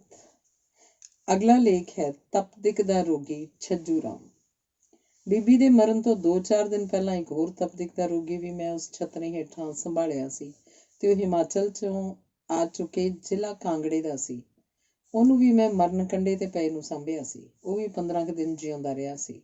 ਉਹਨੂੰ ਮੈਂ ਠੰਡੀ ਖੂਹੀ ਦੇ ਨਾਲ ਦੇ ਥੜੇ ਤੋਂ ਚੁੱਕਿਆ ਸੀ ਤੇ ਮੈਂ ਲੂਲੇ ਨੂੰ ਪਿੱਠ ਤੇ ਚੁੱਕਿਆ ਹੋਇਆ ਠੰਡੀ ਖੂਹੀ ਦੇ ਅੱਗੇ ਤੋਂ ਆਪਣੇ ਰੇਲਵੇ ਸਟੇਸ਼ਨ ਦੇ ਡੇਰੇ ਨੂੰ ਜਾ ਰਿਹਾ ਸਾਂ ਕਿ ਮੇਰੀ ਨਿਗਾਹ ਥੜੇ ਤੇ ਕੱਪੜੇ ਲੈ ਕੇ ਲੰਮੇ ਪਏ ਇੱਕ ਬੰਦੇ ਤੇ ਪਈ। ਕੱਪੜਾ ਮੈਲਾ ਸੀ। ਮੈਂ ਸੋਚਿਆ ਕਿ ਕੋਈ ਲਾਵਾਰਸ ਰੋਗੀ ਪਿਆ ਹੋਏਗਾ। ਮੈਂ ਉਹਦੇ ਕੋਲ ਜਾ ਕੇ ਪੁੱਛਿਆ ਕਿ ਤੂੰ ਕੌਣ ਹੈ। ਉਹਨੇ ਕਿਹਾ ਕਿ ਮੈਂ ਤਪਦਿਕ ਦਾ ਰੋਗੀ ਹਾਂ ਤੇ ਤਪਦਿਕ ਦੇ ਹਸਪਤਾਲ 'ਚ ਦਾਖਲ ਹੋਣ ਲਈ ਦਿੱਲੀ ਤੋਂ ਆਇਆ ਸਾਂ, ਪਰ ਹਸਪਤਾਲ 'ਚ ਦਾਖਲ ਨਹੀਂ ਕੀਤਾ। ਮੈਂ ਦਿੱਲੀ ਵਿੱਚ ਪੰਜਾਬ ਨੈਸ਼ਨਲ ਬੈਂਕ ਦੇ ਸੁਪਰਡੈਂਟ ਤਲਵਾਰ ਸਾਹਿਬ ਦਾ ਲਾਂਗਰੀ ਰਿਹਾ। ਦਿੱਲੀ ਤੋਂ ਰੇਲ ਰਾਹੀਂ ਅੰਮ੍ਰਿਤਸਰ ਰੇਲਵੇ ਸਟੇਸ਼ਨ ਤੇ ਪੁੱਜਿਆ ਸਾਂ। ਮੇਰੇ ਪਾਸ ਇੱਕ ਟਰੰਕ ਸੀ। ਉਸ ਵਿੱਚ 2 ਪਤਲੂਨਾਂ ਸਨ ਤੇ 100 ਰੁਪਏ ਦਾ ਨੋਟ ਸੀ। ਮੈਨੂੰ ਮੁਸਾਫਰਖਾਨੇ 'ਚ ਲੰਮੇ ਪੈਣ ਨੂੰ ਟੱਟੀ ਆ ਗਈ। ਮੇਰੇ ਲਾਗੇ ਇੱਕ ਬੁੱਢਾ ਸਿੱਖ ਬੈਠਾ ਸੀ। ਉਹਨੂੰ ਟਰੰਕ ਸੰਭਾਲ ਕੇ ਮੈਂ ਟੱਟੀ ਫਿਰਨ ਗਿਆ। ਉਹ ਮੇਰੀ ਟੱਟੀ ਫਿਰ ਕੇ ਵਾਪਸ ਆਉਂਦੇ ਨੂੰ ਟਰੰਕ ਚੁੱਕ ਕੇ ਖਿਸਕ ਗਿਆ ਹੋਇਆ ਸੀ। ਮੈਂ ਲੂਲੇ ਨੂੰ ਆਪਣੇ ਪੜਾਅ ਤੇ ਛੱਡ ਕੇ ਛੱਜੂ ਰਾਮ ਨੂੰ ਠੰਡੀ ਖੂਹੀ ਤੋਂ ਰੇਲਵੇ ਸਟੇਸ਼ਨ ਨੂੰ ਲੈ ਕੇ ਆਇਆ, ਜਿਹੜਾ ਛਤਨਾ ਫਲਾਂ ਦੀਆਂ ਹੱਟੀਆਂ ਤੇ ਟੱਟੀਆਂ ਦੇ ਨਾਲ ਲੱਗਦਾ ਤੇ ਟਾਂਗਿਆਂ ਲਈ ਬਣਿਆ ਹੋਇਆ। ਉਸ ਛਤਨੇ ਦੇ ਹੇਠਾਂ ਮੈਂ ਛੱਜੂ ਰਾਮ ਨੂੰ ਲਟਾ ਦਿੱਤਾ। ਲਟਾਏ ਛੱਜੂ ਰਾਮ ਨੂੰ ਮੈਂ ਦੁੱਧ ਪਿਆਉਣਾ ਸੀ। ਉਸ ਵੇਲੇ ਉੱਥੋਂ ਮਜੀਠ ਮੰਡੀ ਦੇ ਇੱਕ ਲਾਲਾ ਜੀ ਜਾ ਰਹੇ ਸਨ। ਉਹ ਧਨੀ ਆਦਮੀ ਸਨ ਤੇ ਬੜੇ ਦਇਆਵਾਨ ਸਨ। ਅਮੀਰ ਦੇਖ ਕੇ ਮੈਂ ਉਹਨਾਂ ਨੂੰ ਛੱਜੂ ਰਾਮ ਦਿਖਾਇਆ ਤੇ ਕਿਹਾ ਕਿ ਇਸ ਲਾਵਾਰਸ ਰੋਗੀ ਲਈ ਮੈਨੂੰ ਦੁਕਾਨ ਤੋਂ ਦੁੱਧ ਲੈ ਕੇ ਦਿਓ। ਲਾਲਾ ਜੀ ਬੜੀ ਖੁਸ਼ੀ ਨਾਲ ਦੁੱਧ ਦੀ ਦੁਕਾਨ ਤੇ ਗਏ ਤੇ ਦੁਕਾਨਦਾਰ ਨੂੰ ਦੁੱਧ ਲਈ ਪੈਸੇ ਦੇ ਦਿੱਤੇ। ਛੱਜੂ ਰਾਮ ਨੂੰ ਛਤਨੇ ਹੇਠਾਂ ਲੇਟੇ ਨੂੰ 1 ਘੰਟਾ ਨਹੀਂ ਹੋਇਆ ਹੋਏਗਾ ਕਿ ਰੇਲਵੇ ਪੁਲਿਸ ਦੇ ਇੱਕ ਸਿਪਾਹੀ ਨੇ ਉਹਨੂੰ ਕਿਹਾ ਕਿ ਤੂੰ ਇੱਥੋਂ ਉੱਠ ਖੜ, ਤੂੰ ਰੋਗੀ ਹੈ, ਇੱਥੇ ਨਹੀਂ ਲੇਟ ਸਕਦਾ। ਮੈਂ ਛੱਜੂ ਰਾਮ ਤੋਂ ਇਹ ਗੱਲ ਸੁਣ ਕੇ ਉਹਨੂੰ ਮੋਟਰਕਾਰਾਂ ਵਾਲੇ ਛਤਨੇ ਹੇਠਾਂ ਲੈ ਗਿਆ ਤੇ ਉਹਨੂੰ ਘੋੜਿਆਂ ਦੇ ਪਾਣੀ ਦੀ ਹੌਦੀ ਦੀ ਨਾਲੀ ਦੇ ਕੰਢੇ ਤੇ ਲਿਟਾ ਦਿੱਤਾ ਤਾਂ ਜੋ ਉਹਨੂੰ ਟੱਟੀ ਪਿਸ਼ਾਬ ਜਾਣ ਦੀ ਮੁਸ਼ਕਿਲ ਨਾ ਹੋਵੇ। ਉਹਦੇ ਅੰਦਰੋਂ ਬਲਗਮ ਆਉਂਦੀ ਰਹਿੰਦੀ ਸੀ। ਮੈਂ ਉਹਦੀ ਬਲਗਮ ਤੇ ਮਿੱਟੀ ਪਾਉਂਦਾ ਰਹਿੰਦਾ ਸਾਂ ਤਾਂ ਜੋ ਮੱਖੀਆਂ ਉਹਦੀ ਬਿਮਾਰੀ ਨੂੰ ਨਾ ਫੈਲਾਉਣ ਤੇ ਨਾ ਉਸ ਵਿੱਚ ਫਸ ਕੇ ਤੜਫ ਕੇ ਮਰਨ। ਉਹਨੂੰ ਵੀ ਮੈਂ ਮਜੀਠਾ ਹਾਊਸ ਦੇ ਸਾਹਮਣੇ ਦੀ ਕੋਠੀ ਦਾ ਮਿਲਿਆ ਹੋਇਆ ਵਧੀਆ ਪ੍ਰਸ਼ਾਦਾ ਤੇ ਸਬਜ਼ੀ ਛਕਾਉਂਦਾ ਸਾਂ। ਆਸ਼ਾ ਦੇਵੀ ਤੇ ਛੱਜੂ ਰਾਮ ਦੋਹਾਂ ਜਣਿਆਂ ਨੂੰ ਮੈਂ ਅੰਗੂਰ ਵੀ ਮੁੱਲ ਲੈ ਕੇ ਖਵਾਇਆ ਕਰਦਾ ਸਾਂ। ਅਗਲਾ ਲੇਖ ਹੈ ਜੀਤਾ ਉਰਫ ਜਗਜੀਤ ਸਿੰਘ। ਬੀਬੀ ਦਾ ਖਾਨਦਾਨ ਕਸ਼ਮੀਰੀ ਬ੍ਰਾਹਮਣਾਂ ਦਾ ਖਾਨਦਾਨ ਸੀ। ਬੀਬੀ ਨੇ ਮੈਨੂੰ ਦੱਸਿਆ ਕਿ ਮੈਂ ਪੁੰਛ ਕਸ਼ਮੀਰ ਰਿਆਸਤ ਤੋਂ ਹਾਂ ਤੇ ਅੱਜ ਸ੍ਰੀ ਦਰਬਾਰ ਸਾਹਿਬ ਦੇ ਸੇਵਾਦਾਰ ਮੈਨੂੰ ਤੇ ਮੇਰੇ ਪੁੱਤਰ ਦੋਹਾਂ ਜਣਿਆਂ ਨੂੰ ਟਾਂਗੇ 'ਚ ਬਿਠਾ ਕੇ ਇਸ ਹਸਪਤਾਲ 'ਚ ਛੱਡ ਗਏ ਸਨ। ਸੰਨ 1947 'ਚ ਜਿਹੜਾ ਕਬਾਇਲੀ ਹਮਲਾ ਪੁੰਛ ਕਸ਼ਮੀਰ ਤੇ ਹੋਇਆ ਸੀ, ਉਸ ਹਮਲੇ 'ਚ ਮੇਰੇ ਪਰਿਵਾਰ ਦੇ 3 ਜਣੇ ਕਤਲ ਹੋ ਗਏ ਸਨ। ਰਾਤ ਦਾ ਵੇਲਾ ਸੀ। ਮੈਂ ਰੋਟੀ ਪਕਾ ਰਹੀ ਸੀ। ਚਾਵਲ ਰਿੱਝ ਚੁੱਕੇ ਸਨ। ਸਭ ਨੇ ਰੋਟੀ ਖਾਣੀ ਸੀ। ਅਜੇ ਕਿਸੇ ਨੇ ਰੋਟੀ ਨਹੀਂ ਖਾਧੀ ਸੀ। 25 ਦੇ ਕਰੀਬ ਕਬਾਇਲੀ ਸਾਡੇ ਘਰ 'ਚ ਹਵਾ ਦੀ ਹਨੇਰੀ ਵਾਂਗ ਵੜੇ। ਉਹਨਾਂ ਨੇ ਵੜਦਿਆਂ ਸਾਰ ਹੀ ਮੇਰੇ ਪਤੀ, ਮੇਰੇ ਵੱਡੇ ਪੁੱਤਰ ਤੇ ਮੇਰੀ ਸੱਸ ਨੂੰ ਕਤਲ ਕਰ ਦਿੱਤਾ ਸੀ ਤੇ ਮੈਨੂੰ ਤੇ ਮੇਰੇ ਛੋਟੇ ਬੱਚੇ ਨੂੰ ਆਪਣੇ ਨਾਲ ਲੈ ਕੇ ਗਏ ਸਨ ਤੇ ਸਾਨੂੰ ਦੋਹਾਂ ਜਣਿਆਂ ਨੂੰ ਕਬਾਇਲੀ ਕੈਂਪ 'ਚ ਕੈਦ ਕਰ ਦਿੱਤਾ ਸੀ। 8 ਮਹੀਨਿਆਂ ਮਗਰੋਂ ਜਦੋਂ ਕੈਂਪ ਸਮਾਪਤ ਹੋਇਆ ਤਾਂ ਰੇਲ ਗੱਡੀ ਰਾਹੀਂ ਕੈਂਪ ਵਾਲਿਆਂ ਨੇ ਸਾਨੂੰ ਭਾਰਤ ਨੂੰ ਭੇਜਿਆ। ਉਸ ਗੱਡੀ 'ਚ ਮਰਦ, ਇਸਤਰੀਆਂ ਤੇ ਬੱਚਿਆਂ ਨੂੰ ਮਿਲਾ ਕੇ ਰਿਫਿਊਜੀਆਂ ਦੀ ਕੁੱਲ ਗਿਣਤੀ 2000 ਸੀ। ਰੇਲ ਗੱਡੀ ਨੇ ਭਾਰਤ ਵਿੱਚ ਪਹੁੰਚ ਕੇ ਪਹਿਲਾ ਪੜਾਅ ਅੰਮ੍ਰਿਤਸਰ ਦੇ ਰੇਲਵੇ ਸਟੇਸ਼ਨ ਤੇ ਕੀਤਾ ਸੀ। ਮੈਂ ਗੱਡੀ ਤੋਂ ਉਤਰ ਗਈ ਤੇ ਆਪਣੇ ਬੱਚੇ ਸਮੇਤ ਸ੍ਰੀ ਦਰਬਾਰ ਸਾਹਿਬ ਪਹੁੰਚ ਗਈ। ਉੱਥੇ ਮੈਂ 3 ਮਹੀਨੇ ਦਾ ਸਮਾਂ ਸ੍ਰੀ ਦਰਬਾਰ ਸਾਹਿਬ ਦੀ ਵਲਗਣ ਅੰਦਰ ਗੁਰੂ ਕੇ ਬਾਗ ਦੇ ਰਸਤੇ 'ਚ ਬੈਠ ਕੇ ਕੱਟਿਆ, ਜਿਹੜਾ ਮੰਜੀ ਸਾਹਿਬ ਤੋਂ ਬਾਬਾ ਅਟਲ ਸਾਹਿਬ ਨੂੰ ਜਾਂਦਾ ਹੈ।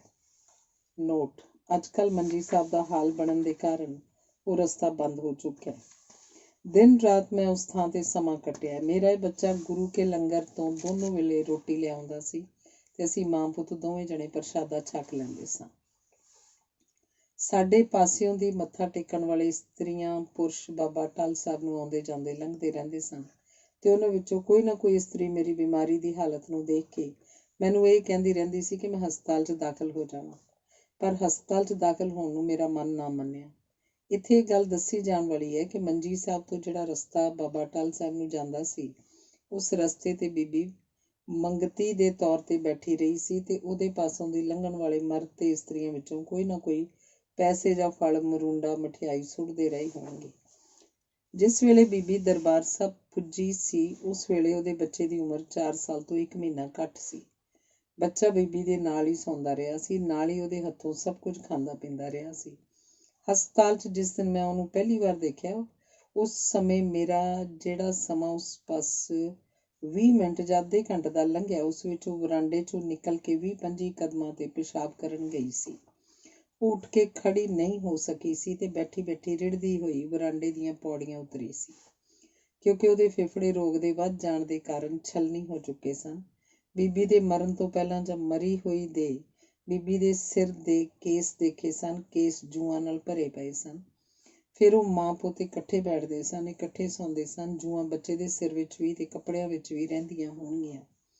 ਬੱਚਾ ਬਹੁਤ ਖੂਬਸੂਰਤ ਸੀ, ਉਹਦਾ ਗੋਰਾ ਰੰਗ ਸੀ, ਉਹਦੇ ਸਿਰ ਦੇ ਵਾਲ ਬਹੁਤ ਬਾਰੀਕ ਸਨ। ਮੈਂ ਵਿਆਹ ਨਹੀਂ ਕਰਾਇਆ ਤੇ ਸਾਰੀ ਉਮਰ ਕੁਆਰਾ ਰਿਹਾ ਹਾਂ। ਮੈਂ ਉਸ ਬੱਚੇ ਨੂੰ ਪੂਰੀ ਪਿਆਰ ਨਾਲ ਸਾਂਭਦਾ ਰਿਹਾ। ਮੇਰੇ ਦਿਲ 'ਚ ਇਹ ਖਿਆਲ ਪੈਦਾ ਹੋ ਗਿਆ ਸੀ ਕਿ ਮੈਂ ਉਹਨੂੰ ਵੱਧ ਤੋਂ ਵੱਧ ਪੜ੍ਹਾਵਾਂਗਾ। ਮੈਂ ਉਹਨੂੰ ਨੁਹਾ ਕੇ ਕੇਸਾਂ ਨੂੰ ਤੇਲ ਲਾ ਕੇ ਵਾਹਿਆ ਕਰਦਾ ਸਾਂ ਤੇ ਪਿਆਰ ਨਾਲ ਕਹਿੰਦਾ, ਜਾਏ ਵੱਡੀ ਜੀਤੀ, ਕੁੱਤੀ ਕਪੱਤੀ ਜੀਤੀ। ਇੱਕ ਦਿਨ ਜਦ ਮੈਂ ਉਹਨੂੰ ਕੇਸੀ ਨੁਹਾ ਕੇ ਸੂਰਜ ਦੀ ਧੁੱਪ ਵਿੱਚ ਮੰਜੇ ਤੇ ਬਿਠਾਇਆ ਹੋਇਆ ਸੀ ਤਾਂ ਮੈਂ ਮਹਿਸੂਸ ਕੀਤਾ ਕਿ ਉਹਦਾ ਪਿੰਡਾ ਗਰਮ ਹੈ। ਮੈਂ ਉਹਨੂੰ ਦੂਜੇ ਦਿਨ ਤਬਦੀਕ ਦੇ ਹਸਪਤਾਲ ਲੈ ਗਿਆ। ਹਸਪਤਾਲ ਦਾ ਵੱਡਾ ਡਾਕਟਰ ਬੰਗਾਲੀ ਸੀ, ਜਿਹਨੂੰ ਗੁਪਤਾ ਸਾਹਿਬ ਕਹਿੰਦੇ ਸਨ। ਉਹਨੇ ਬੱਚੇ ਨੂੰ ਪਿਆਰ ਨਾਲ ਦੇਖਿਆ ਤੇ ਉਹਨੇ ਮੈਨੂੰ ਬੱਚੇ ਦੀ ਪਰਚੀ ਦੇ ਦਿੱਤੀ। ਪਤਾ ਨਹੀਂ ਉਹਦੇ ਉੱਪਰ ਸਕਰੀਨਿੰਗ ਲਿਖਿਆ ਸੀ ਜਾਂ ਐਕਸਰੇ। ਮੈਂ ਐਕਸਰੇ ਮਹਿਕਮੇ ਤੋਂ ਬੱਚੇ ਦੀ ਛਾਤੀ ਦੀ ਸਕਰੀਨਿੰਗ ਜਾਂ ਐਕਸਰੇ ਕਰਾਈ। ਜੋ ਕੁਝ ਲਿਖਿਆ ਹੋਇਆ ਸੀ ਉਹ ਮੈਂ ਐਕਸਰੇ ਦੇ ਮਹਿਕਮੇ ਤੋਂ ਸਕਰੀਨਿੰਗ ਜਾਂ ਐਕਸਰੇ ਕਰਾਇਆ। ਪਤਾ ਲੱਗਿਆ ਕਿ ਫੇਫੜਿਆਂ 'ਚ ਜ਼ਖਮ ਨਹੀਂ ਹੋਏ ਹਨ, ਪਰ ਤਪਦਿਕ ਦੇ ਜਰਮ ਉਹਦੇ ਫੇਫੜਿਆਂ ਦੇ ਮਾਸ 'ਚ ਪੈਦਾ ਹੋ ਚੁੱਕੇ ਹਨ ਤੇ ਉਹਨਾਂ ਉਹਦੇ ਫੇਫੜਿਆਂ ਦੇ ਮਾਸ ਨੂੰ ਖਾਣ ਦੀ ਢਾਲ ਲਾ ਦਿੱਤੀ ਹੋਈ ਹੈ। ਉਹਨਾਂ ਦਿਨਾਂ 'ਚ ਤਪਦਿਕ ਦੀ ਨਵੀਂ ਦਵਾਈ ਸਟੈਪਟੋਮਾਈਸਿਨ ਨਵੀਂ ਈਜਾਦ ਹੋਈ ਸੀ। ਮੈਂ ਡਾਕਟਰ ਗੁਪਤਾ ਨੂੰ ਕਿਹਾ ਕਿ ਬੱਚੇ ਨੂੰ ਉਸ ਦਵਾਈ ਦੀ ਲੋੜ ਹੈ, ਪਰ ਡਾਕਟਰ ਗੁਪਤਾ ਨੇ ਕਿਹਾ ਬੱਚੇ ਦੇ ਇਲਾਜ ਦਾ ਵੇਲਾ ਟੱਪ ਚੁੱਕਿਆ।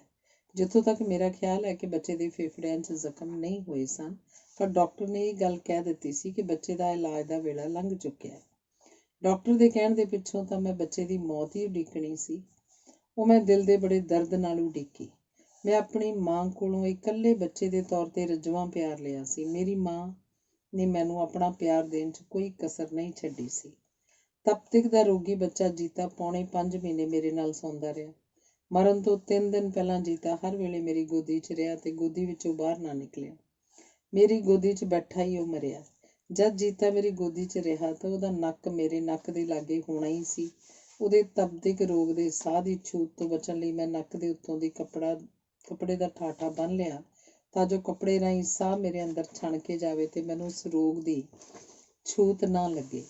ਜੀਤੇ ਦੇ ਰੋਗ ਦੀ ਹਾਲਤ ਵਿੱਚ ਉਹਨੂੰ ਦਿਨ ਰਾਤ ਆਪਣੇ ਸਰੀਰ ਨਾਲ ਲਾਈ ਰੱਖਦੇ ਨੂੰ ਮੈਨੂੰ ਇਹ ਖਿਆਲ ਆਉਂਦਾ ਰਹਿੰਦਾ ਸੀ ਕਿ ਰੋਗ ਦੀ ਹਾਲਤ ਵਿੱਚ ਬੱਚੇ ਨੂੰ ਮੇਰੇ ਨਾਲ ਸੌਂਦੇ ਨੂੰ ਮਹੀਨੇ ਲੰਘਦੇ ਜਾ ਰਹੇ ਹਨ। ਫਿਰ ਉਹ ਆਪਣੇ ਜੀਵਨ ਦੇ ਅਖੀਰਲੇ ਦਿਨਾਂ 'ਚ ਮੇਰੀ ਗੋਦੀ ਵਿੱਚੋਂ ਉੱਠ ਵੀ ਨਹੀਂ ਰਿਹਾ ਸੀ। ਇਸ ਲਈ ਜੇ ਮੈਨੂੰ ਉਹਦੇ ਰੋਗ ਦੀ ਛੂਤ ਨਾਲ ਤਪਦਿਕ ਰੋਗ ਲੱਗ ਜਾਏ ਤੇ ਮੈਂ ਉਸ ਰੋਗ ਦੀ ਛੂਤ ਨਾਲ ਮਰ ਵੀ ਜਾਵਾਂ ਤੇ ਮੇਰੀ ਮਾਂ ਦੀ ਰੂਹ ਮੇਰੀ ਰੂਹ ਨੂੰ ਪੁੱਛੇ ਕਿ ਪੁੱਤਰਾ, ਤੂੰ ਬਗਾਨੇ ਪੁੱਤਰ ਦੇ ਰੋਗ ਦੀ ਛੂਤ ਨਾਲ ਮਰ ਗਿਆ, ਤੂੰ ਬਗਾਨੇ ਪੁੱਤਰ ਦੇ ਪਿਆਰ 'ਚ ਆਪਣੀ ਜਾਨ ਕਿਉਂ ਗਵਾਈ?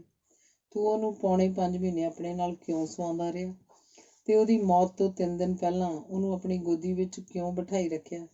ਤਾਂ ਮੈਂ ਮਾਂ ਨੂੰ ਉੱਤਰ ਦਿਆਂਗਾ ਕਿ ਮਾਂ, ਜਦ ਮੈਂ 4 ਸਾਲ ਦਾ ਬੱਚਾ ਸਾਂ, ਜੇਕਰ ਉਸ ਵੇਲੇ ਮੈਨੂੰ ਤਪਦਿਕ ਹੋ ਜਾਂਦਾ, ਉਸ ਰੋਗ ਨਾਲ ਮਰਨ ਨੂੰ ਮੈਨੂੰ ਕਈ ਮਹੀਨਿਆਂ ਜਾਂ ਸਾਲ ਦਾ ਸਮਾਂ ਲੱਗ ਜਾਂਦਾ, ਤਾਂ ਕੀ ਤੂੰ ਮੈਨੂੰ ਮੇਰੀ ਉਸ ਰੋਗ ਦੀ ਹਾਲਤ ਵਿੱਚ ਆਪਣੇ ਨਾਲ ਨਾ ਸਵਾਉਂਦੀ? ਤੇ ਜੇ ਰੋਗ ਅਖੀਰਲੇ ਦਿਨਾਂ 'ਚ ਮੈਨੂੰ ਮਰਨ ਤੋਂ ਪਹਿਲਾਂ ਕੁਝ ਦਿਨਾਂ ਜਾਂ ਹਫ਼ਤਿਆਂ ਦਾ ਸਮਾਂ ਤੇਰੀ ਗੋਦੀ 'ਚ ਬੈਠਣਾ ਪੈਂਦਾ ਤਾਂ ਕੀ ਤੂੰ ਮੈਨੂੰ ਆਪਣੀ ਗੋਦੀ 'ਚ ਨਾ ਬਿਠਾਉਂਦੀ? ਮਾਂ, ਤੂੰ ਮੇਰੇ ਉਸ ਰੋਗ ਦੇ ਸਮੇਂ 'ਚ ਵੀ ਮੈਨੂੰ ਆਪਣੇ ਨਾਲ ਸੁਆਉਣ ਤੇ ਆਪਣੀ ਗੋਦ 'ਚ ਬਿਠਾਉਣ ਤੋਂ ਕੋਈ ਸੰਕੋਚ ਨਹੀਂ ਕਰਨਾ ਸੀ, ਭਾਵੇਂ ਮੇਰਾ ਰੋਗ ਕਿੰਨੇ ਮਹੀਨਿਆਂ ਜਾਂ ਕਿੰਨੇ ਸਾਲਾਂ ਦਾ ਹੁੰਦਾ। ਮਾਂ, ਜੇ ਤੂੰ ਮੈਨੂੰ ਇੰਨਾ ਪਿਆਰ ਨਾ ਦਿੱਤਾ ਹੁੰਦਾ ਤਾਂ ਮੈਂ ਵੀ ਬੇਗਾਨੇ ਬੱਚੇ ਨੂੰ ਇੰਨਾ ਪਿਆਰ ਨਾ ਦਿੰਦਾ। ਮਾਂ, ਮੈਂ ਤਾਂ ਤੇਰੇ ਪਿਆਰ ਦਾ ਕਰਜ਼ਾ ਸਿਰ ਤੋਂ ਲਾਹੁਣ ਲਈ ਉਸ ਬੱਚੇ ਨੂੰ ਤੇਰੇ ਬਰਾਬਰ ਦਾ ਪਿਆਰ ਦੇਣਾ ਹੀ ਸੀ, ਜੋ ਮੈਂ ਹਿਰਦੇ ਦੇ ਭਾਰੇ ਦਰਦ ਨਾਲ ਦਿੱਤਾ। ਸੋ ਮਾਂ, ਤੂੰ ਪ੍ਰਸੰਨ ਹੋ ਕਿ ਮੈਂ ਤੇਰੀ ਕੁੱਖ ਨੂੰ ਸਫਲ ਕਰਕੇ ਆਇਆ ਹਾਂ। ਮਾਂ, ਮੇਰੇ ਪਿਆਰ ਦੇ ਜਜ਼ਬਿਆਂ ਅੱਗੇ ਬੱਚੇ ਦੇ ਰੋਗ ਦੀ, ਛੂਤ ਦੇ ਡਰ ਦੇ ਇਸ ਖਿਆਲ ਦੀ ਕੋਈ ਪੇਸ਼ ਨਹੀਂ ਗਈ ਸੀ। ਮਾਂ, ਮੇਰੇ ਇਸ ਜਜ਼ਬੇ ਨੂੰ ਤੂੰ ਮੇਰੇ ਹਿਰਦੇ 'ਚ ਆਪਣੇ ਪਿਆਰ ਨਾਲ ਪੈਦਾ ਕੀਤੇ ਸਨ। ਤੂੰ ਕਿਉਂ ਨਾ ਮੇਰੀ ਇਸ ਕੁਰਬਾਨੀ ਤੇ ਮਾਣ ਕਰੇ। ਹੁਸੈਨਪੁਰੇ ਦਾ ਜਿਹੜਾ ਰੇਲ ਦਾ ਫਾਟਕ ਹੈ, ਉਹਦੇ ਨਾਲ ਸੜਕ ਦੇ ਕੰਢੇ ਤੇ ਮੈਂ ਜੀਤੇ ਨੂੰ ਆਪਣੀ ਗੋਦੀ 'ਚ ਲੈ ਕੇ ਬੈਠਾ ਰਹਿੰਦਾ ਸਾਂ। ਜੀਤਾ ਰਾਤ ਦੇ 10 ਕੁ ਵਜੇ ਮਰਿਆ। ਮਰਨ ਵੇਲੇ ਤੱਕ ਉਹ ਮੇਰੀ ਗੋਦੀ 'ਚ ਬੈਠਾ ਰਿਹਾ। ਉਹਨੂੰ ਨੀਂਦ ਨਹੀਂ ਆਈ ਸੀ ਤੇ ਨਾ ਉਹ ਲੇਟ ਹੀ ਸਕਿਆ ਸੀ। ਮਰਨ ਵੇਲੇ ਤੱਕ ਉਹ ਪੂਰੀ ਹੋਸ਼ 'ਚ ਰਿਹਾ। ਮਰਨ ਵੇਲੇ ਉਹਨੇ ਆਪਣੇ ਮੂੰਹ ਵਿੱਚੋਂ ਊ ਸ਼ਬਦ ਦੀ ਆਵਾਜ਼ ਕੱਢੀ, ਜਿਹਦਾ ਭਾਵ ਸੀ ਕਿ ਤੂੰ ਮੈਨੂੰ ਸਿੱਧਾ ਬਿਠਾ ਕੇ ਰੱਖ। ਬਸ ਇੰਨੀ ਆਵਾਜ਼ ਤੋਂ ਪਿੱਛੋਂ ਜੀਤੇ ਨੇ ਪ੍ਰਾਣ ਛੱਡ ਦਿੱਤੇ। ਮੈਂ ਉਸ ਵੇਲੇ ਰੋਇਆ ਤੇ ਇਹ ਸ਼ਬਦ ਮੇਰੇ ਮੂੰਹ 'ਚੋਂ ਨਿਕਲੇ ਕਿ ਬਸ ਜੀਤਿਆ, ਇਹੋ ਗੱਲ ਸੀ, ਤੂੰ ਮੈਨੂੰ ਛੱਡ ਗਿਆ। ਅਗਲੇ ਦਿਨ ਮੈਂ ਸਵੇਰੇ ਜਗਜੀਤ ਸਿੰਘ ਦੀ ਲੋਥ ਦਾ ਇਸ਼ਨਾਨ ਕਰਾਇਆ। ਉਸ ਵੇਲੇ ਵੀ ਮੈਂ ਰੋਇਆ। ਕੁੰਡਾ ਸਿੰਘ ਮੇਰੇ ਪਾਸ ਹੁੰਦਾ ਸੀ। ਉਹ ਵੀ ਜੀਤੇ ਨੂੰ ਬਹੁਤ ਪਿਆਰ ਕਰਦਾ ਸੀ। ਅਸੀਂ ਦੋਵੇਂ ਜਣੇ ਜੀਤੇ ਦੀ ਲੋਥ ਨੂੰ ਮਸਾਣਾ ਨੂੰ ਲੈ ਕੇ ਗਏ। ਜਦ ਮੈਂ ਜੀਤੇ ਦੀ ਚਿਤਾ ਨੂੰ ਅੱਗ ਲਾਈ ਤਾਂ ਵੀ ਮੈਂ ਰੋਇਆ। ਜਦ ਜੀਤੇ ਦੀ ਚਿਤਾ ਸੜ ਰਹੀ ਸੀ ਤਾਂ ਵੀ ਮੈਂ ਉਹਨੂੰ ਪਿਆਰ ਦੇ ਇਹ ਸ਼ਬਦ ਉਸ ਵੇਲੇ ਕਹਿ ਰਿਹਾ ਸਾਂ, ਜਾਏ ਵੱਡੀ ਜੀਤੀ, ਕੁੱਤੀ ਕਪੱਤੀ ਜੀਤੀ। ਮੈਂ ਜੀਤੇ ਦੀ ਚਿਤਾ ਨੂੰ ਛੱਡ ਕੇ ਨਹੀਂ ਆਇਆ ਸਾਂ। ਜਦ ਤੱਕ ਜੀਤੇ ਦੀ ਲੋਥ ਸਾਰੀ ਨਹੀਂ ਸੜ ਗਈ ਸੀ, ਮੈਂ ਉੱਥੋਂ ਨਹੀਂ ਉੱਠਿਆ ਸਾਂ। ਮੈਂ ਕਿਹਾ ਕਿ ਜੀਤਿਆ, ਤੇਰੀ ਚਿਤਾ ਨੂੰ ਵੀ ਮੈਂ ਛੱਡ ਕੇ ਨਹੀਂ ਜਾਵਾਂਗਾ। ਆਸ਼ਾ ਦੇਵੀ ਕਸ਼ਮੀਰੀ ਬ੍ਰਾਹਮਣ ਸਿੱਖ ਇਸਤਰੀ ਸੀ। ਜੀਤੇ ਦਾ ਰੰਗ ਗੋਰਾ ਸੀ। ਉਹਦੇ ਸਿਰ ਦੇ ਵਾਲ ਬਹੁਤ ਬਰੀਕ ਤੇ ਚਮਕਦਾਰ ਸਨ। ਉਹ ਹੱਸਦਾ ਖੇਡਦਾ ਨਹੀਂ ਸੀ, ਕਿਉਂਕਿ ਤਪਦਿਕ ਦੀ ਰੋਗਣ ਮਾਂ ਨਾਲ ਖਾਂਦੇ ਪੀਂਦੇ ਤੇ ਸੌਂਦੇ ਨੂੰ ਉਹਨੂੰ ਤਪਦਿਕ ਦਾ ਰੋਗ ਲੱਗ ਚੁੱਕਾ ਸੀ, ਜਿਹੜਾ ਉਹਨੂੰ ਅੰਦਰੋਂ ਅੰਦਰ ਖਾਈ ਜਾ ਰਿਹਾ ਸੀ। ਮੈਂ ਸਾਰੀ ਉਮਰ ਕੁਆਰਾ ਰਿਹਾ। ਜੀਤੇ ਦੇ ਮੇਰੇ ਪਾਸ ਆ ਜਾਣ ਉੱਤੇ ਮੈਂ ਜੀਤੇ ਦੇ ਸੰਬੰਧ ਵਿੱਚ ਉਹ ਨਕਸ਼ੇ ਉਹਦੇ ਭਵਿੱਖ ਬਾਰੇ ਖਿੱਚੇ ਸਨ, ਜਿਹੜੇ ਨਕਸ਼ੇ ਮਾਂ-ਬਾਪ ਆਪਣੇ ਪੁੱਤਰ ਧੀਆਂ ਦੇ ਖਿੱਚਿਆ ਕਰਦੇ ਹਨ। ਜੀਤਾ ਬੜੀ ਤਿੱਖੀ ਬੁੱਧੀ ਵਾਲਾ ਪ੍ਰਤੀਤ ਹੁੰਦਾ ਸੀ। ਕਸ਼ਮੀਰੀ ਬ੍ਰਾਹਮਣ ਤਿੱਖੀ ਬੁੱਧੀ ਵਾਲੇ ਹੁੰਦੇ ਹਨ। ਮੈਂ ਸੋਚਦਾ ਸਾਂ ਕਿ ਉਹਨੂੰ ਮੈਂ ਉੱਚੀ ਤੋਂ ਉੱਚੀ ਵਿੱਦਿਆ ਦਿਵਾਵਾਂਗਾ ਤਾਂ ਜੋ ਮੇਰੀ ਥਾਂ ਲੈ ਸਕੇ ਤੇ ਵੱਧ ਤੋਂ ਵੱਧ ਪੜ੍ਹ ਕੇ ਦੇਸ਼ ਦੇ, ਦੁਨੀਆ ਦੇ ਬੰਦਿਆਂ ਨੂੰ ਅਨੇਕ ਪ੍ਰਕਾਰ ਦਾ ਗਿਆਨ ਦੇ ਸਕੇ ਤੇ ਪਿੰਗਲਵਾੜੇ ਦੇ ਕਾਰਜ ਨੂੰ ਵੀ ਅਗਾਂਹ ਤੋਂ ਅਗਾਂਹ ਉੱਨਤ ਕਰ ਸਕੇ। ਪਰ ਗੱਲ ਤਾਂ ਸਾਰੀ ਅਕਾਲ ਪੁਰਖ ਦੇ ਹੱਥ 'ਚ ਹੁੰਦੀ ਹੈ। ਸਾਡਾ ਕਰਤੱਵ ਤਾਂ ਉਹਦੀ ਰਜ਼ਾ ਅੱਗੇ ਸਿਰ ਝੁਕਾਉਣਾ ਹੀ ਹੁੰਦਾ ਹੈ। ਧੰਨਵਾਦ। ਅਗਲਾ ਲੇਖ ਹੈ ਸੰਪੂਰਨ ਸਿੰਘ ਚਾਵਲਾ। ਜਦ ਮੈਂ ਰੇਲਵੇ ਸਟੇਸ਼ਨ ਦੇ ਡਾਕਖਾਨੇ ਦੇ ਸਾਹਮਣੇ ਸੜਕ ਦੇ ਕੰਢੇ ਬੈਠਾ ਸਾਂ ਤਾਂ ਉੱਥੇ ਬੈਠੇ ਨੂੰ ਮੈਨੂੰ ਲੂਲੇ ਬੱਚਿਆਂ ਨੂੰ ਸੰਭਾਲਦੇ ਨੂੰ ਇੱਕ ਅਮੀਰ ਆਦਮੀ ਸਰਦਾਰ ਸੰਪੂਰਨ ਸਿੰਘ ਚਾਵਲਾ ਦੇਖਿਆ ਕਰਦਾ ਸੀ। ਉਹਦੇ ਖਾਸੇ ਵਿੱਚ ਸ਼ਰਾਬ ਦਾ ਕਾਰਖਾਨਾ ਸੀ। ਉਹ ਹਰ ਹਫ਼ਤੇ ਦਿੱਲੀ ਤੋਂ ਰੇਲ ਗੱਡੀ ਰਾਹੀਂ ਅੰਮ੍ਰਿਤਸਰ ਆਉਂਦਾ ਸੀ। ਉਹ ਸਟੇਸ਼ਨ ਨੂੰ ਆਉਂਦਾ ਜਾਂਦਾ ਹੋਇਆ ਮੈਨੂੰ ਸੜਕ ਦੇ ਕੰਢੇ ਤੇ ਬੈਠੇ ਨੂੰ ਲੂਲੇ ਬੱਚਿਆਂ ਦੀ ਸੇਵਾ ਸੰਭਾਲ ਕਰਦੇ ਵੇਖਦਾ ਹੀ ਹੁੰਦਾ ਸੀ। ਮੈਂ 10ਵੀਂ ਜਮਾਤ ਤੱਕ ਲੁਧਿਆਣਾ ਜ਼ਿਲ੍ਹੇ ਦੇ ਖੰਨੇ ਕਸਬੇ ਦੇ ਹਾਈ ਸਕੂਲ 'ਚ ਪੜ੍ਹਾਈ ਕੀਤੀ। ਉਸ ਸਕੂਲ ਤੋਂ ਸੰਨ 1923 'ਚ ਮੈਂ 10ਵੀਂ 'ਚ ਫੇਲ ਹੋਇਆ। ਸੰਨ 24 'ਚ ਭਾਂਡੇ ਮਾਂਜਣ ਦੀ ਲਾਹੌਰ ਸ਼ਹਿਰ 'ਚ ਨੌਕਰੀ ਕਰਦੀ ਹੋਈ ਮੇਰੀ ਮਾਂ ਨੇ ਮੈਨੂੰ ਆਪਣੇ ਪਾਸ ਬੁਲਾ ਲਿਆ। 10ਵੀਂ ਜਮਾਤ 'ਚ ਮੈਂ ਲਾਹੌਰ ਸ਼ਹਿਰ ਦੇ ਖਾਲਸਾ ਹਾਈ ਸਕੂਲ 'ਚ ਦਾਖਲ ਹੋ ਗਿਆ। ਉਸ ਵੇਲੇ ਮੇਰਾ ਪ੍ਰਸ਼ਾਦਾ ਗੁਰਦੁਆਰਾ ਚੁਮਾਲਾ ਸਾਹਿਬ ਦੇ ਲੰਗਰ ਵਿੱਚ ਸੈਕਟਰੀ ਨੇ ਲਾ ਦਿੱਤਾ ਸੀ, ਪਰ ਲਾਂਗਰੀ ਸਿੰਘ ਵੇਲੇ ਸਿਰ ਸਵੇਰੇ ਪ੍ਰਸ਼ਾਦਾ ਨਹੀਂ ਪਕਾਉਂਦਾ ਸੀ। ਮੈਂ 10 ਵਜੇ ਸਕੂਲ ਪਹੁੰਚਣਾ ਹੁੰਦਾ ਸੀ। ਸ਼ਾਮ ਨੂੰ ਆ ਕੇ ਮੈਂ ਪ੍ਰਸ਼ਾਦਾ ਖਾਂਦਾ ਹੁੰਦਾ ਸੀ। ਨਾ ਲੱਸੀ, ਨਾ ਦੁੱਧ, ਨਾ ਘਿਓ, ਕੁਝ ਵੀ ਨਹੀਂ ਮਿਲਦਾ ਹੁੰਦਾ ਸੀ। ਇਮਤਿਹਾਨ ਤੋਂ ਪਹਿਲਾਂ ਮੇਰੇ ਦਿਮਾਗ 'ਚ ਖੁਸ਼ਕੀ ਪੈਦਾ ਹੋ ਗਈ ਸੀ। ਮੈਂ ਸੰਪੂਰਨ ਸਿੰਘ ਚਾਵਲਾ ਦੇ ਘਰ ਦਿਮਾਗੀ ਖੁਸ਼ਕੀ ਦੇ ਕਾਰਨ 1 ਮਹੀਨਾ ਭਾਂਡੇ ਮਾਂਜਣ ਦੀ ਨੌਕਰੀ ਕੀਤੀ ਸੀ। ਸਰਦਾਰ ਸੰਪੂਰਨ ਸਿੰਘ ਚਾਵਲਾ ਮੈਨੂੰ ਜਾਣਦਾ ਸੀ ਕਿ ਮੈਂ ਧਾਰਮਿਕ ਖਿਆਲਾਂ ਦਾ ਬੰਦਾ। ਜਦੋਂ ਮੈਂ ਹਸਪਤਾਲ ਦੇ ਸਾਹਮਣੇ ਨਿਕਾਸੀ ਕੋਠੀ 'ਚ ਆ ਗਿਆ ਤਾਂ ਮੈਂ ਸਰਦਾਰ ਸੰਪੂਰਨ ਸਿੰਘ ਨੂੰ ਭਾਈ ਵਸਤੀ ਰਾਮ ਦੇ ਖਾਨਦਾਨ ਦੇ ਸੁਰਿੰਦਰ ਸਿੰਘ ਗੌਰੀ ਦੇ ਹੱਥ ਸੁਨੇਹਾ ਭੇਜਿਆ ਕਿ ਉਹ ਆ ਕੇ ਮੇਰੇ ਕੰਮ ਨੂੰ ਦੇਖਣ। ਸੁਰਿੰਦਰ ਸਿੰਘ ਗੌਰੀ ਸੰਪੂਰਨ ਸਿੰਘ ਚਾਵਲੇ ਨੂੰ ਨਿਕਾਸੀ ਕੋਠੀ ਲੈ ਕੇ ਆ ਗਿਆ। ਮੈਂ ਸਰਦਾਰ ਨੂੰ ਕਿਹਾ ਕਿ ਸਰਦਾਰ ਜੀ ਮੈਂ ਤੁਹਾਨੂੰ ਯਾਦ ਕਰਦਾ ਰਹਿਣਾ। ਉਹਨੇ ਮੈਨੂੰ ਖਿੜੇ ਮੱਥੇ ਨਾਲ ਕਿਹਾ ਕਿ ਜੇ ਤੂੰ ਮੈਨੂੰ ਯਾਦ ਕਰਦਾ ਰਹਿਣਾ ਤੇ ਮੈਂ ਵੀ ਤੈਨੂੰ ਮਿਲਣ ਨੂੰ ਆ ਗਿਆ। ਉਹਨੂੰ ਮੈਂ ਕੋਈ ਗੱਲ ਨਾ ਆਖੀ। ਉਹਨੇ ਮੈਨੂੰ 100 ਰੁਪਏ ਦਾ ਨੋਟ ਫੜਾ ਕੇ ਕਿਹਾ ਕਿ ਮੈਨੂੰ ਤੂੰ ਬੁਲਾਇਆ ਹੈ, ਤੂੰ ਸਰਕਾਰੀ ਥਾਂ ਵਿੱਚ ਬੈਠਾ ਹੈ, ਤੈਨੂੰ ਇਮਾਰਤ ਦੀ ਲੋੜ ਵੀ ਹੋਣੀ ਹੈ, ਦੱਸ ਕੋਈ ਜਗ੍ਹਾ ਹੈ, ਮੈਂ ਤੈਨੂੰ ਉਸ ਉੱਤੇ ਇਮਾਰਤ ਬਣਾ ਦਿੰਦਾ। ਮੈਂ ਕਿਹਾ ਕਿ ਸਰਦਾਰ ਜੀ ਮੇਰੇ ਕੋਲ ਜਗ੍ਹਾ ਕਿੱਥੋਂ ਹੋਣੀ ਹੈ। ਉਹਨੇ ਕਿਹਾ ਚੰਗਾ, ਮੈਂ ਇੰਗਲੈਂਡ ਨੂੰ ਚੱਲਿਆ, ਤੂੰ ਜਗ੍ਹਾ ਦਾ ਪਤਾ ਕਰ ਲੈ, ਮੈਂ ਵਾਪਸ ਆ ਕੇ ਤੇਰੀ ਸੰਸਥਾ ਲਈ ਇਮਾਰਤ ਬਣਵਾ ਦਿਆਂਗਾ। ਸਰਦਾਰ ਸੰਪੂਰਨ ਸਿੰਘ ਵਲਾਇਤ ਗਏ ਤੇ ਉੱਥੇ ਹੀ ਮਰ ਗਏ ਸਨ। ਉਹ ਮਰਨ ਤੋਂ ਪਹਿਲਾਂ 12 ਲੱਖ ਰੁਪਏ ਦਾ ਟਰਸਟ ਬਣਾ ਗਏ ਸਨ। ਉਸ 12 ਲੱਖ ਦੇ ਟਰਸਟ ਵਿੱਚੋਂ ਉਹਨੂੰ 2-4 ਲੱਖ ਰੁਪਇਆ ਪਿੰਗਲਵਾੜੇ ਦੀ ਇਮਾਰਤ ਲਈ ਖਰਚ ਕਰਨਾ ਔਖਾ ਨਹੀਂ ਸੀ, ਕਿਉਂਕਿ ਰੁਪਇਆ ਤਾਂ ਦਾਨ ਖਾਤੇ ਕੱਢਿਆ ਹੀ ਜਾ ਚੁੱਕਾ ਸੀ। ਮੈਂ ਗੁਰਦੁਆਰਾ ਡੇਰਾ ਸਾਹਿਬ 'ਚ ਜੋ ਸੇਵਾ ਕੀਤੀ, ਉਸ ਤੋਂ ਉਪਜਣ ਵਾਲੇ ਫਲਾਂ ਦੀ ਇੱਕ ਮਿਸਾਲ ਸਰਦਾਰ ਪੂਰਨ ਸਿੰਘ ਚਾਵਲਾ ਦਾ ਮੇਰੀ ਸੰਸਥਾ ਦੀ ਇਮਾਰਤ ਲਈ ਲੱਖਾਂ ਰੁਪਏ ਖਰਚਣ ਲਈ ਤਿਆਰ ਹੋ ਜਾਣਾ ਸੀ। ਧੰਨਵਾਦ। ਅਗਲਾ ਲੇਖ ਹੈ ਗੁਰੂ ਤੇਗ ਬਹਾਦਰ ਹਸਪਤਾਲ ਅੱਗੇ, ਅਕਤੂਬਰ 1948। 1 ਅਕਤੂਬਰ 1948 ਵਾਲੇ ਦਿਨ ਮੈਂ ਆਪਣਾ ਡੇਰਾ ਗੁਰੂ ਤੇਗ ਬਹਾਦਰ ਹਸਪਤਾਲ ਦੇ ਸਾਹਮਣੇ ਇੱਕ ਬੋਰਡ ਹੇਠਾਂ ਲੈ ਗਿਆ ਸੀ। ਉੱਥੇ ਪਿੰਗਲਵਾੜੇ ਦਾ ਮੁੱਢ ਬੱਝ ਗਿਆ ਸੀ। ਉਸ ਤੋਂ ਪਿੱਛੋਂ ਸਨ 48 ਦੇ ਅਖੀਰ ਵਿੱਚ ਹਸਪਤਾਲ ਦੇ ਲਾਗੇ ਦੀ ਨਿਕਾਸੀ ਕੋਠੀ ਤੇ ਉਹਦੀ ਖੁੱਲੀ ਜ਼ਮੀਨ ਉੱਤੇ ਆਸ਼ਰਮ ਬਾਕਾਇਦਾ ਚਾਲੂ ਹੋ ਗਿਆ ਸੀ। ਜਦੋਂ 50-60 ਅਪਾਹਜ ਹੋ ਗਏ ਤਾਂ ਮੈਂ ਪ੍ਰਿੰਸੀਪਲ ਜੋਧ ਸਿੰਘ ਜੀ ਕੋਲ ਖਾਲਸਾ ਕਾਲਜ ਗਿਆ। ਮੈਂ ਜਾ ਕੇ ਕਿਹਾ ਕਿ ਪ੍ਰਿੰਸੀਪਲ ਸਾਹਿਬ, ਤੁਸੀਂ ਖਾਲਸਾ ਕਾਲਜ ਦੇ ਸਾਰੇ ਪ੍ਰੋਫੈਸਰਾਂ ਨੂੰ ਜਲੂਸ ਦੀ ਸ਼ਕਲ 'ਚ ਪੈਦਲ ਲੈ ਕੇ ਪਿੰਗਲਵਾੜੇ ਚੱਲੋ। ਪ੍ਰਿੰਸੀਪਲ ਸਾਹਿਬ ਨੇ ਕਿਹਾ ਕਿ ਪੂਰਨ ਸਿੰਘਾ, ਮੈਂ ਤੇਰੇ ਆਸ਼ਰਮ ਨੂੰ ਪੈਦਲ ਜਾਣ ਲਈ ਤਿਆਰ ਹਾਂ, ਪਰ ਪ੍ਰੋਫੈਸਰਾਂ ਨਾਲ ਗੱਲ ਤੂੰ ਆਪ ਕਰ ਲੈ। ਮੈਂ ਤਾਂ ਉਹਨਾਂ ਨੂੰ ਪੈਦਲ ਜਾਣ ਲਈ ਹੁਕਮ ਨਹੀਂ ਦੇ ਸਕਦਾ, ਇਹ ਉਹਨਾਂ ਦੀ ਮਰਜ਼ੀ ਦੀ ਗੱਲ ਹੈ। ਮੈਂ ਤਾਂ ਬਾਲ ਅਵਸਥਾ ਵਿੱਚ ਜੀਵਨ ਗੁਜ਼ਾਰਿਆ ਤੇ ਬਾਲਾਂ ਵਾਲੀ ਗੱਲ ਹਮੇਸ਼ਾ ਕਹਿ ਦੇਣੀ ਹੋਈ, ਪਰ ਉਸ ਤੋਂ ਇਹ ਪਤਾ ਤਾਂ ਲੱਗ ਗਿਆ ਕਿ ਪ੍ਰਿੰਸੀਪਲ ਜੋਧ ਸਿੰਘ ਕਿੰਨੇ ਮਹਾਨ ਮਨੁੱਖ ਸਨ, ਕਿੰਨੇ ਦਇਆਵਾਨ ਸਨ ਤੇ ਕਿੰਨੇ ਨਿਮਰਤਾ ਵਾਲੇ ਸਨ। ਉਹ ਇੰਨੇ ਵੱਡੇ ਸਨ ਕਿ ਉਹਨਾਂ ਦਾ ਇੰਨਾ ਸਤਿਕਾਰ ਲੋਕਾਂ ਦੇ ਦਿਲਾਂ 'ਚ ਸੀ ਕਿ ਉਹਨਾਂ ਦੇ ਅੱਗੇ ਜਾਣ ਤੇ ਗੱਲ ਕਰਨ ਤੋਂ ਬੰਦਾ ਝਿਜਕਦਾ ਸੀ। ਉਹਨਾਂ ਨੇ ਮੈਨੂੰ ਇਹ ਜਵਾਬ ਦਿੱਤਾ ਜੋ ਮਾਪੇ ਆਪਣੇ ਬਾਲਾਂ ਨੂੰ ਉਹਨਾਂ ਦੀਆਂ ਬਾਲਾਂ ਵਾਲੀਆਂ ਗੱਲਾਂ ਸੁਣ ਕੇ ਦਿੱਤਾ ਕਰਦੇ ਹਨ। ਉਹ ਮੈਨੂੰ ਕਹਿ ਸਕਦੇ ਸਨ ਕਿ ਕੋਈ ਅਕਲ ਵਾਲੀ ਗੱਲ ਕਰ, ਬਾਲਾਂ ਵਾਲੀਆਂ ਗੱਲਾਂ ਕਿਉਂ ਕਰਦਾ ਹੈ। ਫਿਰ ਮੇਰੀ ਤਾਂ ਉਹਨਾਂ ਨਾਲ ਵਾਕਫੀਅਤ ਵੀ ਕੋਈ ਬਹੁਤੀ ਨਹੀਂ ਸੀ। ਉਸ ਮੁਲਾਕਾਤ ਤੋਂ ਪਹਿਲਾਂ ਮੇਰੀ ਉਹਨਾਂ ਨਾਲ ਕੇਵਲ 2 ਵਾਰ ਗੱਲ ਹੋਈ ਸੀ। ਇੱਕ ਵਾਰ ਕੈਂਪ ਦੇ ਆਰੰਭ ਵਿੱਚ ਮੈਨੂੰ ਉਹਨਾਂ ਪਾਸੇ ਇਹ ਕਹਿਣ ਨੂੰ ਜਾਣਾ ਪਿਆ ਸੀ ਕਿ ਪ੍ਰਿੰਸੀਪਲ ਸਾਹਿਬ, ਮੈਨੂੰ ਦੱਸੋ ਕਿ ਕੈਂਪ ਵੱਲੋਂ ਕੋਈ ਬੰਦੋਬਸਤ ਬੇਆਸਰੇ ਅਪਾਹਜਾਂ ਦੀ ਸੇਵਾ ਸੰਭਾਲ ਦਾ ਕੀਤਾ ਗਿਆ ਜਾਂ ਨਹੀਂ, ਤੇ ਉਹਨਾਂ ਨੇ ਮੈਨੂੰ ਉੱਤਰ ਦਿੱਤਾ ਸੀ ਕਿ ਕੋਈ ਪ੍ਰਬੰਧ ਸਰਕਾਰ ਵੱਲੋਂ ਨਹੀਂ। ਦੂਜੀ ਵਾਰੀ ਉਹਨਾਂ ਨਾਲ ਮੇਰੀ ਮੁਲਾਕਾਤ ਸੜਕ ਉੱਤੇ ਉਦੋਂ ਹੋਈ ਜਦੋਂ ਕੈਂਪ ਸਮਾਪਤ ਹੋਣ ਵਾਲਾ ਸੀ। ਪਹਿਲੀ ਮੁਲਾਕਾਤ 1 ਮਿੰਟ ਜਾਂ 1.5 ਮਿੰਟ ਦੀ ਸੀ ਤੇ ਦੂਜੀ 20-25 ਮਿੰਟ ਦੀ ਹੋਏਗੀ। ਮੁਲਾਕਾਤਾਂ ਦੇ ਇੰਨੇ ਛੋਟੇ ਸਮੇਂ ਦੇ ਆਧਾਰ ਤੇ ਮੈਂ ਪਹਾੜ ਜਿੱਡੀ ਸਮਾਜਿਕ ਪਦਵੀ ਲੈ ਚੁੱਕੇ ਸਿੱਖ ਨੂੰ ਕਹਿ ਦਿੱਤਾ ਕਿ 4 ਕਿਲੋਮੀਟਰ ਪੈਦਲ ਤੁਰ ਕੇ ਮੇਰੇ ਆਸ਼ਰਮ ਨੂੰ ਸਾਰੇ ਪ੍ਰੋਫੈਸਰਾਂ ਦਾ ਜਲੂਸ ਲੈ ਕੇ ਚੱਲੋ। ਇਸ ਤੋਂ ਪਿੱਛੋਂ ਮੈਂ ਉਹਨਾਂ ਦੇ ਅਨੇਕਾਂ ਵਾਰ ਦਰਸ਼ਨ ਕਰਦਾ ਰਿਹਾ ਸਾਂ। ਮੇਰਾ ਉਹਨਾਂ ਨਾਲ ਪਿਆਰ ਪੈ ਗਿਆ ਸੀ। ਮੈਂ ਉਹਨਾਂ ਨਾਲ ਪ੍ਰੇਮ ਦੀਆਂ ਗੱਲਾਂ ਕਰਿਆ ਕਰਦਾ ਸਾਂ, ਉਹ ਵੀ ਪਿਆਰ ਦੀਆਂ ਗੱਲਾਂ ਕਰਿਆ ਕਰਦੇ ਸਨ। ਜਦੋਂ ਮੇਰਾ ਉਹਨਾਂ ਨਾਲ ਪਿਆਰ ਪੈ ਗਿਆ ਸੀ, ਫਿਰ ਤਾਂ ਇੰਨੀ ਗੱਲ ਕਹਿਣ ਦਾ ਹੌਸਲਾ ਕੀਤਾ ਜਾ ਸਕਦਾ ਸੀ ਕਿ ਪ੍ਰੋਫੈਸਰਾਂ ਦਾ ਜਲੂਸ ਲੈ ਕੇ ਪੈਦਲ ਆਸ਼ਰਮ ਨੂੰ ਚੱਲੋ। ਪਰ ਮੈਂ ਤਾਂ ਲੰਮੀ ਚੌੜੀ ਵਾਕਫੀਅਤ ਦੀ ਉਡੀਕ ਹੀ ਨਾ ਕੀਤੀ, ਬਲਕਿ 20-25 ਮਿੰਟਾਂ ਦੀ ਵਾਕਫੀਅਤ ਦੇ ਆਧਾਰ ਤੇ ਇੰਨੀ ਵੱਡੀ ਮੰਗ ਕਰ ਦਿੱਤੀ। ਉਹਨਾਂ ਦੇ ਪੁੱਤਰ ਤੋਂ ਮੈਨੂੰ ਪਤਾ ਲੱਗਾ ਕਿ ਉਹ ਪਿਛਲੀ ਉਮਰ ਵਿੱਚ ਮੈਨੂੰ ਕਦੇ-ਕਦਾਈ ਘਰ ਵਿੱਚ ਵੀ ਯਾਦ ਕਰਦੇ ਰਹਿੰਦੇ ਸਨ।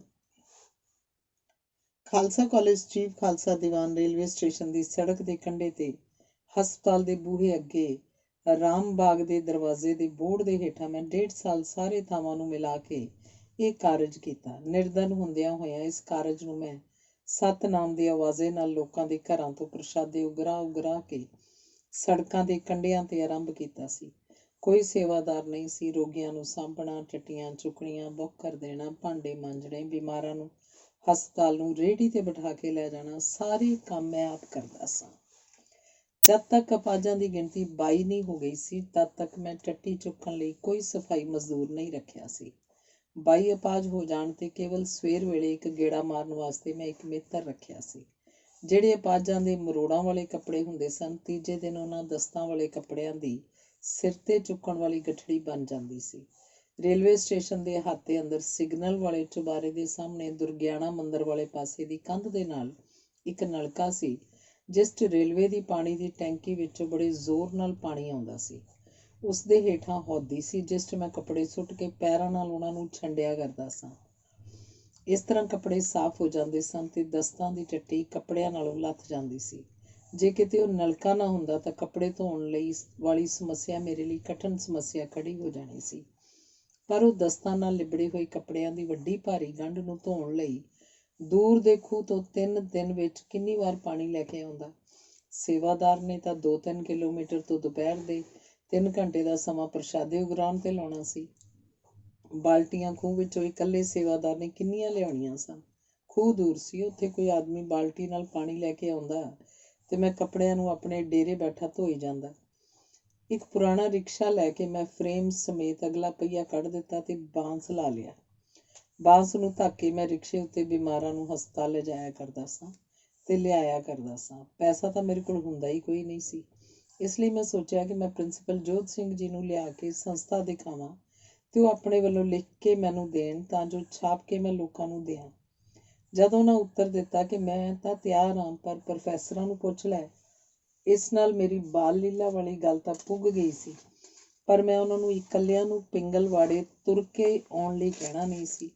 ਉਹਨਾਂ ਨੇ ਮੈਨੂੰ ਸਮਾਂ ਦੇ ਦਿੱਤਾ ਕਿ ਮੈਂ ਫਲਾਣੇ ਦਿਨ ਫਲਾਣੇ ਸਮੇਂ 'ਤੇ ਪਿੰਗਲਵਾੜੇ ਪੁੱਜ ਜਾਵਾਂਗਾ। ਉਹ ਆਪਣੇ ਦਿੱਤੇ ਸਮੇਂ 'ਤੇ ਪਿੰਗਲਵਾੜੇ ਪੁੱਜ ਗਏ। ਉਹਨਾਂ ਨੂੰ ਬੈਠਣ ਲਈ ਕੁਰਸੀ ਚਾਹੀਦੀ ਸੀ, ਉਹ ਮੈਂ ਕਿੱਥੋਂ ਲਿਆਉਣੀ ਸੀ। ਉਹ ਖੜੇ ਖੜੇ ਹੀ ਬੜੇ ਪਿਆਰ ਨਾਲ ਮੇਰੀ ਗੱਲ ਸੁਣਦੇ ਗਏ। ਗੱਲ ਸੁਣਦਿਆਂ ਉਹਨਾਂ ਨੇ ਕੋਈ ਐਸੀ ਹਰਕਤ ਨਾ ਕੀਤੀ ਜਿਸ ਤੋਂ ਪ੍ਰਗਟ ਹੁੰਦਾ ਕਿ ਉਹ ਖੜੇ ਹੋਏ ਹਨ। ਫਿਰ ਉਸ ਵੇਲੇ ਜਵਾਨੀ ਦੀ ਉਮਰ ਵਿੱਚ ਵੀ ਨਹੀਂ ਸਨ, ਬਲਕਿ 70 ਸਾਲ ਦੇ ਸਨ। ਇਹ ਸੀ ਉਹਨਾਂ ਦਾ ਧੀਰਜ ਤੇ ਉਹਨਾਂ ਦੀ ਦਇਆ ਭਾਵਨਾ। ਜੇ ਬੰਦਾ ਮਹਿਸੂਸ ਕਰੇ ਕਿ ਗੱਲ ਲੰਬੀ ਹੋ ਰਹੀ ਹੈ ਤਾਂ ਉਹ ਕੋਈ ਨਾ ਕੋਈ ਆਪਣੇ ਸਰੀਰ ਦੇ ਅੰਗ ਦੀ ਅਜਿਹੀ ਹਰਕਤ ਜ਼ਰੂਰ ਮਹਿਸੂਸ ਕਰਦਾ ਹੈ ਜਾਂ ਉਹ ਘੜੀ ਵੇਖਣ ਲੱਗ ਪੈਂਦਾ ਹੈ, ਜਿਸ ਤੋਂ ਸਾਬਤ ਹੋ ਸਕੇ ਕਿ ਗੱਲ ਲੰਮੀ ਹੋ ਰਹੀ ਹੈ ਤੇ ਛੇਤੀ ਮੁੱਕਣੀ ਚਾਹੀਦੀ ਹੈ। ਜਦ ਮੈਂ ਰੱਜ ਕੇ ਆਪਣਾ ਸਾਰਾ ਹਾਲ ਸੁਣਾ ਦਿੱਤਾ ਤਾਂ ਉਹਨਾਂ ਨੇ ਮੇਰੇ ਵੱਲੋਂ ਆਪਣਾ ਧਿਆਨ ਹਟਾਇਆ। ਉਹ ਆਪਣੇ ਮਨ ਦੀ ਪੂਰੀ ਇਕਾਗਰਤਾ ਨਾਲ ਮੇਰੀ ਵਿਥਿਆ ਸੁਣਦੇ ਰਹੇ। ਉਹ ਇਕੱਲੇ ਅਪਾਹਜ ਨੂੰ ਦੇਖਣ ਗਏ। ਇਸ ਤਰ੍ਹਾਂ ਉਹਨਾਂ ਦਾ ਕਾਫੀ ਸਮਾਂ ਲੱਗ ਗਿਆ। ਉਹਨਾਂ ਨੇ ਪੂਰੀ ਤਸੱਲੀ ਨਾਲ ਸਭ ਕੁਝ ਵੇਖਿਆ। ਉਹਨਾਂ ਨੇ ਮੇਰੀ ਸਾਰੀ ਗੱਲ ਸੁਣ ਕੇ ਮੈਨੂੰ 100 ਰੁਪਏ ਦਾ ਨੋਟ ਫੜਾ ਦਿੱਤਾ ਤੇ ਕਿਹਾ ਕਿ ਤੂੰ ਹਰ ਮਹੀਨੇ ਮੇਰੇ ਪਾਸੋਂ 5 ਰੁਪਏ ਦਾ ਚੰਦਾ ਲੈ ਆਇਆ ਕਰ। ਉਹ ਆਪਣੀ ਕਮਾਈ ਦਾ 10ਵਾਂ ਹਿੱਸਾ ਗੁਰੂ ਦੀ ਗੋਲਕ ਦਾ ਦਸਵੰਧ ਕੱਢਦੇ ਸਨ। ਉਹਨਾਂ ਨੂੰ ਇਕੱਠਾ 100 ਰੁਪਇਆ ਦਾਨ ਦੇਣਾ ਜਾਂ 5 ਰੁਪਏ ਮਹੀਨਾ ਦਾਨ ਦੇਣਾ ਕੋਈ ਕਠਿਨ ਕੰਮ ਨਹੀਂ ਸੀ। ਜਦੋਂ ਪੰਜਾਬੀ ਯੂਨੀਵਰਸਿਟੀ ਪਟਿਆਲਾ ਦੀ ਵਾਈਸ ਚਾਂਸਲਰੀ ਤੋਂ ਰਿਟਾਇਰ ਹੋ ਕੇ ਲੁਧਿਆਣੇ ਆਪਣੀ ਕੋਠੀ 'ਚ ਰਹਿਣ ਲੱਗੇ ਤੇ ਮੈਂ ਉਹਨਾਂ ਨੂੰ ਮਿਲਣ ਜਾਂਦਾ ਰਹਿੰਦਾ ਸਾਂ। ਆਪਣੀ ਇੱਕ ਮਿਲਣੀ ਵਿੱਚ ਮੈਂ ਉਹਨਾਂ ਨੂੰ ਪੁੱਛਿਆ ਕਿ ਪ੍ਰਿੰਸੀਪਲ ਸਾਹਿਬ, ਤੁਸੀਂ ਦੱਸੋ ਕਿ ਜਦ ਤੁਸੀਂ ਆਪਣੇ ਮਰਨ ਬਿਸਤਰੇ 'ਤੇ ਆਪਣੇ ਅੰਤ ਦੇ ਸਮੇਂ ਪਏ ਹੋਵੋਗੇ, ਜੇ ਉਸ ਵੇਲੇ ਤੁਹਾਨੂੰ ਕੋਈ ਚੜ੍ਹਦੀ ਜਵਾਨੀ ਵਾਲਾ ਮੁੰਡਾ ਕਹੇ ਕਿ ਪ੍ਰਿੰਸੀਪਲ ਸਾਹਿਬ ਤੁਸੀਂ ਆਪਣੇ ਸਾਰੇ ਜੀਵਨ ਦੇ ਤਜਰਬੇ ਦੇ ਆਧਾਰ 'ਤੇ ਮੈਨੂੰ ਕੋਈ ਇੱਕ ਨਸੀਹਤ ਦਿਓ, ਤਾਂ ਤੁਸੀਂ ਉਹਨੂੰ ਕਿਹੜੀ ਨਸੀਹਤ ਦਿਓਗੇ? ਉਹਨਾਂ ਨੇ ਕਿਹਾ ਕਿ ਮੈਂ ਆਪਣੇ ਆਪ ਨੂੰ ਕੋਈ ਵੱਡਾ ਬੰਦਾ ਨਹੀਂ ਗਿਣਦਾ ਜਿਹੜਾ ਮੈਂ ਮਹਿਸੂਸ ਕਰਾਂ ਕਿ ਮਰਨ ਵੇਲੇ ਮੈਥੋਂ ਕੋਈ ਨਸੀਹਤ ਪੁੱਛੇਗਾ। ਮੈਂ ਕਿਹਾ ਕਿ ਪ੍ਰਿੰਸੀਪਲ ਸਾਹਿਬ ਤੁਸੀਂ ਇਹ ਗੱਲ ਨਾ ਆਖੋ ਕਿ ਤੁਸੀਂ ਵੱਡੇ ਆਦਮੀ ਨਹੀਂ ਹੋ। ਜੇ ਤੁਸੀਂ ਆਪਣੇ ਆਪ ਨੂੰ ਛੋਟਾ ਆਦਮੀ ਕਹੋਗੇ ਤਾਂ ਤੁਹਾਡੇ ਕਹਿਣ ਨਾਲ ਤਾਂ ਤੁਸੀਂ ਆਪਣੇ ਆਪ ਛੋਟੇ ਆਦਮੀ ਨਹੀਂ ਬਣ ਜਾਣਾ। ਮੈਂ ਕਿਹਾ ਕਿ ਚੰਗਾ, ਮੈਂ ਤੁਹਾਨੂੰ ਆਪ ਦੱਸ ਦਿੰਦਾ ਕਿ ਤੁਸੀਂ ਉਹ ਨੌਜਵਾਨ ਨੂੰ ਕੀ ਕਹਿਣ ਦੇ ਅਧਿਕਾਰੀ ਹੋ ਤੇ ਤੁਹਾਨੂੰ ਉਸ ਵੇਲੇ ਉਸ ਨੌਜਵਾਨ ਨੂੰ ਕੀ ਨਸੀਹਤ ਦੇਣੀ ਚਾਹੀਦੀ ਹੈ। ਮੈਂ ਉਹਨਾਂ ਨੂੰ ਭਾਈ ਗੁਰਦਾਸ ਦਾ ਹੇਠ ਲਿਖਿਆ ਵਾਕ ਸੁਣਾਇਆ। ਗੁਰਸਿੱਖ ਭਲਖੇ ਉੱਠ ਕਰ ਅੰਮ੍ਰਿਤ ਵੇਲੇ ਸਰ ਨਾ ਵੰਦਾ।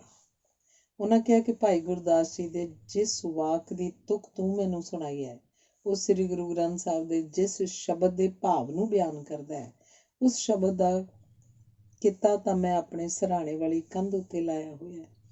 ਗੁਰ ਸਤਿਗੁਰ ਕਾ ਜੋ ਸਿੱਖ ਅਖਾਏ। ਗੁਰਸਿੱਖ ਦੀ ਨਿਤ ਕਰਨੀ। ਗੁਰਸਿੱਖ ਭਲਕੇ ਉੱਠ ਕਰ ਅੰਮ੍ਰਿਤ ਵੇਲੇ ਸਰ ਨਾ ਵੰਦਾ। ਗੁਰ ਕੈ ਬਚਨ ਉਚਾਰ ਕੈ ਧਰਮਸਾਲ ਦੀ ਸੁਰਤ ਕਰਨ ਦਾ। ਸਾਧ ਸੰਗਤ ਵਿੱਚ ਜਾਏ ਕੈ ਗੁਰਬਾਣੀ ਦੇ ਪ੍ਰੀਤ ਸੁਣਨ ਸੰਕਾ ਮਨੋਂ ਮਿਟਾਏ ਕੈ ਗੁਰਸਿੱਖਾਂ ਦੀ ਸੇਵ ਕਰਨ ਦਾ। ਕਿਰਤ ਵਿਰਤ ਕਰ ਧਰਮ ਦੀ ਲੈ ਪ੍ਰਸਾਦ ਆਣ ਵਰਤਨ ਦਾ। ਗੁਰਸਿੱਖਾਂ ਨੂੰ ਦੇ ਕਰ ਪਿੱਛੋਂ ਬਚਿਆ ਆਪ ਖਵੰਦਾ। ਕਲੀ ਕਾਲ परगास कर, गुर चेला चेला गुर संदा, गुरमुख गाडी राह चलंदा। वार भाई गुरदास जी। गुरमुख मुखी गुरु शिरोमणी गुरु सतगुरु ने गुरसिੱਖਾਂ ਲਈ ਇੱਕ ਗਾਡੀ ਰਾਹ ਚਲਾਇਆ ਹੈ, ਜਿਸ ਤੇ ਤੁਰ ਕੇ ਵੱਡੀ ਤੋਂ ਵੱਡੀ ਮੰਜ਼ਿਲ ਤੇ ਪੁੱਜ ਜਾਈਦਾ ਹੈ, ਸਗੋਂ ਗੁਰੂ ਨਾਲ ਅਭੇਦ ਵੀ ਹੋ ਜਾਈਦਾ ਹੈ। ਉਹ ਰਾਹ ਇਹ ਹੈ।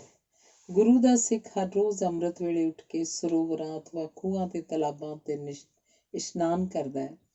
ਗੁਰੂ ਦੇ ਬਚਨ ਜਪਜੀ ਸਾਹਿਬ, ਜਾਪ ਸਾਹਿਬ, ਤਪਸਾਦ ਸਵਈਏ ਆਦਿ ਬਾਣੀਆਂ ਪੜ੍ਹ ਕੇ ਧਰਮਸ਼ਾਲਾ ਦੀ ਸੁਰਤ ਧਰਮਸ਼ਾਲਾ ਵਿੱਚ ਜਾ ਕੇ ਸਤਸੰਗ ਕਰਦਾ ਹੈ। ਸਾਧ ਸੰਗਤ ਵਿੱਚ ਮਿਲ ਕੇ ਗੁਰੂ ਦੀ ਬਾਣੀ ਪ੍ਰੀਤ ਨਾਲ ਸੁਣਦਾ ਹੈ। ਮਨ ਵਿੱਚੋਂ ਸ਼ੰਕਾਵਾਂ ਦੂਰ ਕਰਕੇ ਗੁਰੂ ਦੇ ਸਿੱਖਾਂ ਸੰਗਤਾਂ ਦੀ ਸੇਵਾ ਕਰਦਾ ਹੈ।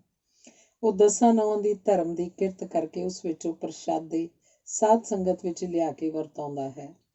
ਪਹਿਲਾਂ ਗੁਰਸਿੱਖਾਂ ਸੰਗਤਾਂ ਨੂੰ ਦੇ ਕੇ ਛਕਾ ਕੇ ਬਚੇ ਹੋਏ ਫਿਰ ਆਪ ਛਕਦਾ ਹੈ। ਮੇਰੇ ਸਤਿਗੁਰ ਨੇ ਇਸ ਕਲਯੁਗ ਵਿੱਚ ਪ੍ਰਕਾਸ਼ ਲੈ ਕੇ ਐਸੀ ਕਲਾ ਵਰਤਾਈ ਹੈ ਕਿ ਸਾਧ ਸੰਗਤ ਦੁਆਰਾ ਗੁਰੂ ਤੇ ਚੇਲਾ ਭੇਦ ਹੋ ਜਾਂਦੇ ਹਨ। ਗੁਰਮੁਖ ਮਤਲਬ ਗੁਰੂ ਨੇ ਇਸ ਗਾਡੀ ਰਾਹ ਸਭ ਦੇ ਕਲਿਆਣ ਲਈ ਚਲਾ ਦਿੱਤਾ ਹੈ। ਕੁਰਬਾਣੀ ਤਿਨਾਂ ਗੁਰਸਿੱਖਾਂ ਪਿਛਲ ਰਾਤੀ ਉੱਠ ਬਹੰਦੇ, ਕੁਰਬਾਣੀ ਤਿਨਾਂ ਗੁਰਸਿੱਖਾਂ ਅੰਮ੍ਰਿਤ ਵੇਲੇ ਸਿਰ ਨਾ ਵੰਦੇ, ਕੁਰਬਾਣੀ ਤਿਨਾਂ ਗੁਰਸਿੱਖਾਂ ਹੋਏ ਇੱਕ ਮਨ ਗੁਰ ਜਾਪ ਜਪੰਦੇ, ਕੁਰਬਾਣੀ ਤਿਨਾਂ ਗੁਰਸਿੱਖਾਂ ਸਾਧ ਸੰਗਤ ਚਲ ਜਾਏ ਜੁੜੰਦੇ, ਕੁਰਬਾਣੀ ਤਿਨਾਂ ਗੁਰਸਿੱਖਾਂ ਗੁਰਬਾਣੀ ਨਿਤ ਗਾਏ ਸੁਣੰਦੇ, ਕੁਰਬਾਣੀ ਤਿਨਾਂ ਗੁਰਸਿੱਖਾਂ ਮਨ ਮੇਲੀ ਕਰ ਮੇਲ ਮਿਲੰਦੇ, ਕੁਰਬਾਣੀ ਤਿਨਾਂ ਗੁਰਸਿੱਖਾਂ ਭਾਏ ਭਗਤ ਗੁਰਪੁਰਬ ਕਰੰਦੇ, ਗੁਰ ਸੇਵਾ ਫਲ ਸੁਫਲ ਫਲੰਦੇ। ਭਾਈ ਗੁਰਦਾਸ ਦੀ ਵਾਰ। ਗੁਰ ਸਤਗੁਰ ਕਾ ਜੋ ਸਿੱਖ ਅਖਾਏ, ਸੋ ਭਲਕੇ ਉਠਰ ਨਾਮ ਧਿਆਵੈ, ਉਦਮ ਕਰੇ ਭਲਕੇ ਪ੍ਰਭਾਤੀ ਇਸ਼ਨਾਨ ਕਰੇ ਅੰਮ੍ਰਿਤ ਸਰ ਨਾਵੈ, ਉਪਦੇਸ ਗੁਰੂ ਹਰ ਹਰ ਜਪ ਜਾਪੈ, ਸਭ ਕਿਲਵਿਕ ਪਾਪ ਦੋਖ ਲਹਿ ਜਾਵੈ, ਫਿਰ ਚੜ੍ਹੈ ਦਿਵਸ ਗੁਰਬਾਣੀ ਗਾਵੈ, ਬਹਿੰਦਿਆਂ ਉੱਠਦਿਆਂ ਹਰ ਨਾਮ ਧਿਆਵੈ, ਜੋ ਸਾਸ ਗਿਰਾਸ ਧਿਆਏ ਮੇਰਾ ਹਰ ਹਰ, ਸੋ ਗੁਰਸਿੱਖ ਗੁਰੂ ਮਨ ਭਾਵੈ, ਜਿਸ ਨੂੰ ਦਿਆਲ ਹੋਵੈ ਮੇਰਾ ਸੁਆਮੀ, ਤਿਸ ਗੁਰਸਿੱਖ ਗੁਰੂ ਉਪਦੇਸ਼ ਸੁਣਾਵੈ, ਜਨ ਨਾਨਕ ਧੂੜ ਮੰਗੇ ਤਿਸ ਗੁਰਸਿੱਖ ਕੀ, ਜੋ ਆਪ ਜਪੈ ਅਵਰੈ ਨਾਮ ਜਪਾਵੈ। ਸਤਿਗੁਰੂ ਦਾ ਸਿੱਖ ਹੋਣ ਦਾ ਦਾਅਵਾ ਜੋ ਮਨੁੱਖ ਕਰਦਾ ਹੈ, ਉਹ ਹਰ ਰੋਜ਼ ਸਵੇਰੇ ਉੱਠ ਕੇ ਹਰੀ ਦਾ ਨਾਮ ਧਿਆਉਂਦਾ ਹੈ। ਉਹਦਾ ਰੋਜ਼ ਸਵੇਰੇ ਉੱਦਮ ਹੋ ਗਿਆ ਹੁੰਦਾ ਹੈ ਕਿ ਉਹ ਅੰਮ੍ਰਿਤ ਵੇਲੇ ਪਹਿਲਾਂ ਸਰੀਰਕ ਇਸ਼ਨਾਨ ਕਰਦਾ ਹੈ, ਫਿਰ ਨਾਮ ਅੰਮ੍ਰਿਤ ਸਰੋਵਰ ਵਿੱਚ ਰੂਹਾਨੀ ਇਸ਼ਨਾਨ ਕਰਦਾ ਹੈ। ਗੁਰੂ ਦੇ ਉਪਦੇਸ਼ ਦੁਆਰਾ ਹਰੀ ਦਾ ਜਾਪ ਜਪਦਾ ਹੈ, ਜਿਹਦੇ ਕਾਰਨ ਉਹਦੇ ਸਾਰੇ ਦੋਸ਼ ਤੇ ਪਾਪ ਨਸ਼ਟ ਹੋ ਜਾਂਦੇ ਹਨ। ਫਿਰ ਦਿਨ ਚੜ੍ਹਨ ਤੇ ਉਹ ਗੁਰਬਾਣੀ ਗਾਉਂਦਾ ਹੈ ਤੇ ਉੱਠਦਿਆਂ ਬੈਠਦਿਆਂ ਹਰੀ ਨਾਮ ਨੂੰ ਆਪਣੇ ਧਿਆਨ 'ਚ ਰੱਖਦਾ ਹੈ। ਜਿਹੜਾ ਗੁਰਸਿੱਖ ਸਵਾਸ ਸਵਾਸ ਤੇ ਖਾਂਦਿਆਂ ਪੀਂਦਿਆਂ ਮੇਰੇ ਹਰੀ ਨੂੰ ਧਿਆਉਂਦਾ ਰਹਿੰਦਾ ਹੈ, ਉਹ ਗੁਰੂ ਦੀ ਪ੍ਰਸੰਨਤਾ ਪ੍ਰਾਪਤ ਕਰਦਾ ਹੈ। ਜਿਸ ਵਡਭਾਗੀ ਗੁਰਸਿੱਖ ਉੱਤੇ ਮੇਰਾ ਮਾਲਕ ਹਰੀ ਦਿਆਲ ਹੁੰਦਾ ਹੈ, ਉਸੇ ਨੂੰ ਗੁਰੂ ਦਾ ਉਪਦੇਸ਼ ਮਿਲਦਾ ਹੈ। ਉਪਦੇਸ਼ ਸੁਣਦੇ ਤਾਂ ਸਾਰੇ ਹੀ ਹੁੰਦੇ ਹਨ, ਪਰ ਗ੍ਰਹਿਣ ਕੋਈ ਵਡਭਾਗੀ ਹੀ ਕਰਦਾ ਹੈ। ਸਹੀ ਅਰਥਾਂ ਵਿੱਚ ਉਸੇ ਨੂੰ ਹੀ ਗੁਰੂ ਨੇ ਉਪਦੇਸ਼ ਸੁਣਾਇਆ ਹੈ। ਦਾਸ ਨਾਨਕ ਉਸ ਗੁਰਸਿੱਖ ਦੇ ਚਰਨਾਂ ਦੀ ਧੂੜੀ ਮੰਗਦਾ, ਜਿਹੜਾ ਆਪ ਨਾਮ ਜਪਦਾ ਤੇ ਦੂਜਿਆਂ ਨੂੰ ਨਾਮ ਜਪਣ ਦੇ ਰਾਹ ਹੀ ਪਾਉਂਦਾ ਹੈ। ਸਮੁੱਚਾ ਭਾਵ ਇਹ ਕਿ ਗੁਰਸਿੱਖ ਨਾਮ ਦਾ ਵਪਾਰੀ ਹੈ ਤੇ ਜੀਵਨ ਹਰ ਸਮੇਂ ਉਹ ਨਾਮ ਦਾ ਵਪਾਰ ਹੀ ਕਰਦਾ ਹੈ। ਪਰ ਨਾਮ ਦਾ ਵਪਾਰੀ ਕੀ ਹੁੰਦਾ ਹੈ? ਜੋ ਹਰੀ ਨੂੰ ਸਵਾਸ ਸਵਾਸ ਆਪਣੇ ਦਿਲ 'ਚ ਵਸਾਈ ਰੱਖਦਾ ਹੈ ਤੇ ਹਰੀ ਉਹਨੂੰ ਸਾਰੇ ਜੀਵਨ 'ਚ ਅਗਵਾਈ ਦਿੰਦਾ ਹੈ। ਸੱਚ, ਪ੍ਰੇਮ, ਪਿਆਰ, ਨਿਮਰਤਾ, ਮਿਠਾਸ, ਗਰੀਬੀ ਆਦਿਕ ਦੇਵੀ ਗੁਣਾਂ ਨਾਲੋਂ ਭਰਿਆ ਹੁੰਦਾ ਹੈ, ਕਿਉਂਕਿ ਉਹਦੇ ਅੰਦਰ ਵਸਦਾ ਹਰੀ ਇਹਨਾਂ ਗੁਣਾਂ ਨਾਲ ਭਰਪੂਰ ਹੁੰਦਾ ਹੈ। ਨਾਮ ਸਿਮਰਨ ਨਾਲ ਗੁਰਸਿੱਖ ਭਾਰਾ ਗੌਰਾ ਹੋ ਕੇ ਆਪਣਾ ਜੀਵਨ ਤੋਰਦਾ ਹੈ। ਉਸ ਵਿੱਚੋਂ ਸੁਤੇ ਹੀ ਸੱਚ, ਪਿਆਰ ਤੇ ਸੇਵਾ, ਆਨੰਦ ਆਦਿਕ ਨਿਕਲਦੇ ਹਨ। ਧੰਨਵਾਦ। ਅਗਲਾ ਲੇਖ ਹੈ ਅੰਮ੍ਰਿਤ ਵੇਲੇ ਦੀ ਬਾਣੀ, ਜਪਜੀ ਸਾਹਿਬ। ਜਪਜੀ ਸਾਹਿਬ ਸਿੱਖ ਧਰਮ ਦੀ ਨਿਤਨੇਮ ਦੀ ਪਹਿਲੀ ਬਾਣੀ ਹੈ। ਅੰਮ੍ਰਿਤ ਦਾ ਬਾਟਾ ਤਿਆਰ ਕਰਨ ਵੇਲੇ ਵੀ ਸਭ ਤੋਂ ਪਹਿਲੇ ਇਸੇ ਬਾਣੀ ਦਾ ਪਾਠ ਹੁੰਦਾ ਹੈ। ਗੁਰੂ ਸਾਹਿਬ ਦੀਆਂ ਜਨਮ ਸਾਖੀਆਂ ਤੇ ਹੋਰ ਜੀਵਨ ਬਿਰਤਾਂਤਾਂ ਤੋਂ ਸਪਸ਼ਟ ਹੈ ਕਿ ਸਾਰੇ ਗੁਰੂ ਸਾਹਿਬਾਨ ਅੰਮ੍ਰਿਤ ਵੇਲੇ ਉੱਠ ਕੇ ਸ਼ੌਚ ਇਸ਼ਨਾਨ ਤੋਂ ਵਿਹਲਿਆਂ ਹੋ ਕੇ ਸਭ ਤੋਂ ਪਹਿਲਾਂ ਜਪਜੀ ਸਾਹਿਬ ਦਾ ਪਾਠ ਕਰਦੇ ਤੇ ਇਸ ਤੋਂ ਪਿੱਛੋਂ ਹੋਰ ਸਿਮਰਨ 'ਚ ਜੁੜਦੇ ਤੇ ਕੀਰਤਨਾਦ ਕਰਦੇ ਜਾਂ ਸੁਣਦੇ ਸਨ। ਪ੍ਰਚਲਿਤ ਮਰਿਆਦਾ ਤੇ ਰਹਿਤਨਾਮਿਆਂ ਵਿੱਚ ਅੰਕਿਤ ਗੁਰੂ ਸਾਹਿਬ ਦੇ ਹੁਕਮਾਂ ਅਨੁਸਾਰ ਗੁਰੂ ਮਹਾਰਾਜ ਦੇ ਸਾਰੇ ਸਿੱਖਾਂ ਦਾ ਕਰਤੱਵ ਹੈ ਕਿ ਉਹ ਹਰ ਰੋਜ਼ ਅੰਮ੍ਰਿਤ ਵੇਲੇ ਇਸ਼ਨਾਨ ਆਦਿ ਕਰਕੇ ਸਭ ਤੋਂ ਪਹਿਲਾਂ ਸ੍ਰੀ ਜਪਜੀ ਸਾਹਿਬ ਦਾ ਪਾਠ ਨਿਤਨੇਮ ਦੀ ਬਾਣੀ ਦੇ ਤੌਰ ਤੇ ਇੱਕ ਮਨ ਤੇ ਇੱਕ ਚਿੱਤ ਹੋ ਕੇ ਕਰਨ ਤੇ ਇਸ ਤੋਂ ਮਗਰੋਂ ਗੁਰੂ ਸਾਹਿਬ ਦਾ ਅਭਿਆਸ ਆਦਿ ਕਰਨ। ਇਸ ਤੋਂ ਮਗਰੋਂ ਗੁਰਮੰਤਰ ਦਾ ਅਭਿਆਸ ਆਦਿ ਕਰਨ। ਭਾਈ ਗੁਰਦਾਸ ਜੀ ਨੇ ਲਿਖਿਆ ਹੈ, ਸੋਦਰ ਆਰਤੀ ਗਾਵੀਐ ਅੰਮ੍ਰਿਤ ਵੇਲੇ ਜਾਪ ਉਚਾਰਾ। ਅਰਥਾਤ ਗੁਰੂ ਨਾਨਕ ਦੇਵ ਜੀ ਮਹਾਰਾਜ ਦੇ ਗੁਰਦੁਆਰੇ ਕਰਤਾਰਪੁਰ ਵਿਖੇ ਸ਼ਾਮ ਨੂੰ ਸੋਦਰ ਰਹਿਰਾਸ ਤੇ ਆਰਤੀ ਗਾਇਨ ਹੁੰਦੀ ਹੈ ਤੇ ਸਵੇਰੇ ਅੰਮ੍ਰਿਤ ਵੇਲੇ ਜਪਜੀ ਸਾਹਿਬ ਦਾ ਪਾਠ ਹੁੰਦਾ ਹੈ। ਗੁਰੂ ਸਾਹਿਬ ਨੇ ਆਪ ਵੀ ਨਾਮ ਦੀ ਵਡਿਆਈ ਵਿਚਾਰ ਦਾ ਵੇਲਾ ਅੰਮ੍ਰਿਤ ਵੇਲਾ ਦੱਸਿਆ। ਅੰਮ੍ਰਿਤ ਵੇਲਾ ਸੱਚ ਨਾਉ ਵਡਿਆਈ ਵਿਚਾਰ। ਉਂਝ ਤਾਂ ਬਾਣੀ ਕਿਸੇ ਵੇਲੇ ਵੀ ਪੜ੍ਹੀਏ ਲਾਭ ਹੀ ਹੁੰਦਾ ਹੈ। ਸਭੇ ਵਕਤ ਸਭੇ ਕਰ ਵੇਲਾ ਖਾਲਕ ਯਾਦ ਦਿਲੇ ਮਹਿ ਮੌਲਾ। ਪਰ ਮਨ ਦੀ ਬਿਰਤੀ ਹਰ ਵੇਲੇ ਇਕਸਾਰ ਨਹੀਂ ਹੁੰਦੀ। ਇਸ ਲਈ ਪੜ੍ਹਨ ਸੁਣਨ ਦਾ ਅਸਰ ਹਰ ਵੇਲੇ ਇੱਕੋ ਜਿਹਾ ਨਹੀਂ ਹੁੰਦਾ। ਇਸ ਲਈ ਸਿੱਖ ਗੁਰੂ ਸਾਹਿਬਾਨ ਨੇ ਮਨੁੱਖ ਦੀ ਆਤਮਾ ਲਈ ਹਰ ਪ੍ਰਕਾਰ ਦੀ ਖੁਰਾਕ ਤਿਆਰ ਕੀਤੀ। ਨਾਲੇ ਵੀ ਯਤਨ ਕੀਤਾ ਕਿ ਖੁਰਾਕ ਅਜਿਹੇ ਵੇਲੇ ਮਿਲੇ ਕਿ ਉਹਦਾ ਵੱਧ ਤੋਂ ਵੱਧ ਲਾਭ ਹੋਵੇ। ਇਸ ਲਈ ਸਵੇਰੇ ਸ਼ਾਮ ਤੇ ਰਾਤ ਲਈ ਜੋ ਬਾਣੀਆਂ ਨਿਯਤ ਕੀਤੀਆਂ ਗਈਆਂ ਹਨ ਉਹ ਖਿਆਲ, ਬੋਲੀ ਤੇ ਆਕਾਰ ਵਿੱਚ ਮਨ ਦੀਆਂ ਬਦਲਦੀਆਂ ਹਾਲਤਾਂ ਅਨੁਸਾਰ ਹਨ। ਜਪਜੀ ਸਾਹਿਬ ਵਰਗੀ ਵਿਚਾਰ ਪ੍ਰਧਾਨ ਬਾਣੀ ਨੂੰ ਸਵੇਰ ਲਈ ਇਸ ਵਾਸਤੇ ਰੱਖਿਆ ਹੈ ਕਿਉਂਕਿ ਰਾਤ ਦੇ ਆਰਾਮ ਨਾਲ ਚਿੱਤ ਠੰਡਾ ਹੋ ਕੇ ਸਾਫ਼ ਹੋਇਆ ਹੁੰਦਾ ਹੈ। ਅੰਮ੍ਰਿਤ ਵੇਲੇ ਦਾ ਇਕਾਂਤਪਨ ਤੇ ਰਾਤ ਭਰ ਦੇ ਸਰੀਰ ਦੇ ਆਰਾਮ ਤੋਂ ਉਪਜਿਆ ਹੋਇਆ ਤਨ ਤੇ ਮਨ ਦਾ ਤਾਜ਼ਾਪਨ ਡੂੰਘੀਆਂ ਵਿਚਾਰਾਂ ਲਈ ਜੁੜਨ ਵਿੱਚ ਸਹਾਈ ਹੁੰਦੇ ਹਨ। ਇਸ ਵੇਲੇ ਦੀ ਕਈ ਥਾਈਂ ਮਹੱਤਤਾ ਦੱਸੀ ਗਈ ਹੈ, ਜਿਵੇਂ ਚੌਥੇ ਪਹਿਰ ਸਭਾ ਕੈ ਸੁਰਤਿਆ ਉਪਜੈ ਚਾਓ, ਤਿਨਾ ਦਰਿਆਵਾ ਸਿਓ ਦੋਸਤੀ ਮਨਮੁਖ ਸੱਚਾ ਨਾਓ, ਉੱਥੇ ਅੰਮ੍ਰਿਤ ਵੰਡੀਐ ਕਰਮੀ ਹੋਏ ਕਸਾਓ। ਅੰਮ੍ਰਿਤ ਵੇਲੇ ਨੂੰ ਹਰ ਮਜ਼ਹਬ ਦੇ ਈਸ਼ਵਰ ਭਗਤ ਚੰਗਾ ਜਾਣ ਕੇ ਪਿਆਰਦੇ ਹਨ ਤੇ ਅਜਾਈ ਨਹੀਂ ਜਾਣ ਦਿੰਦੇ।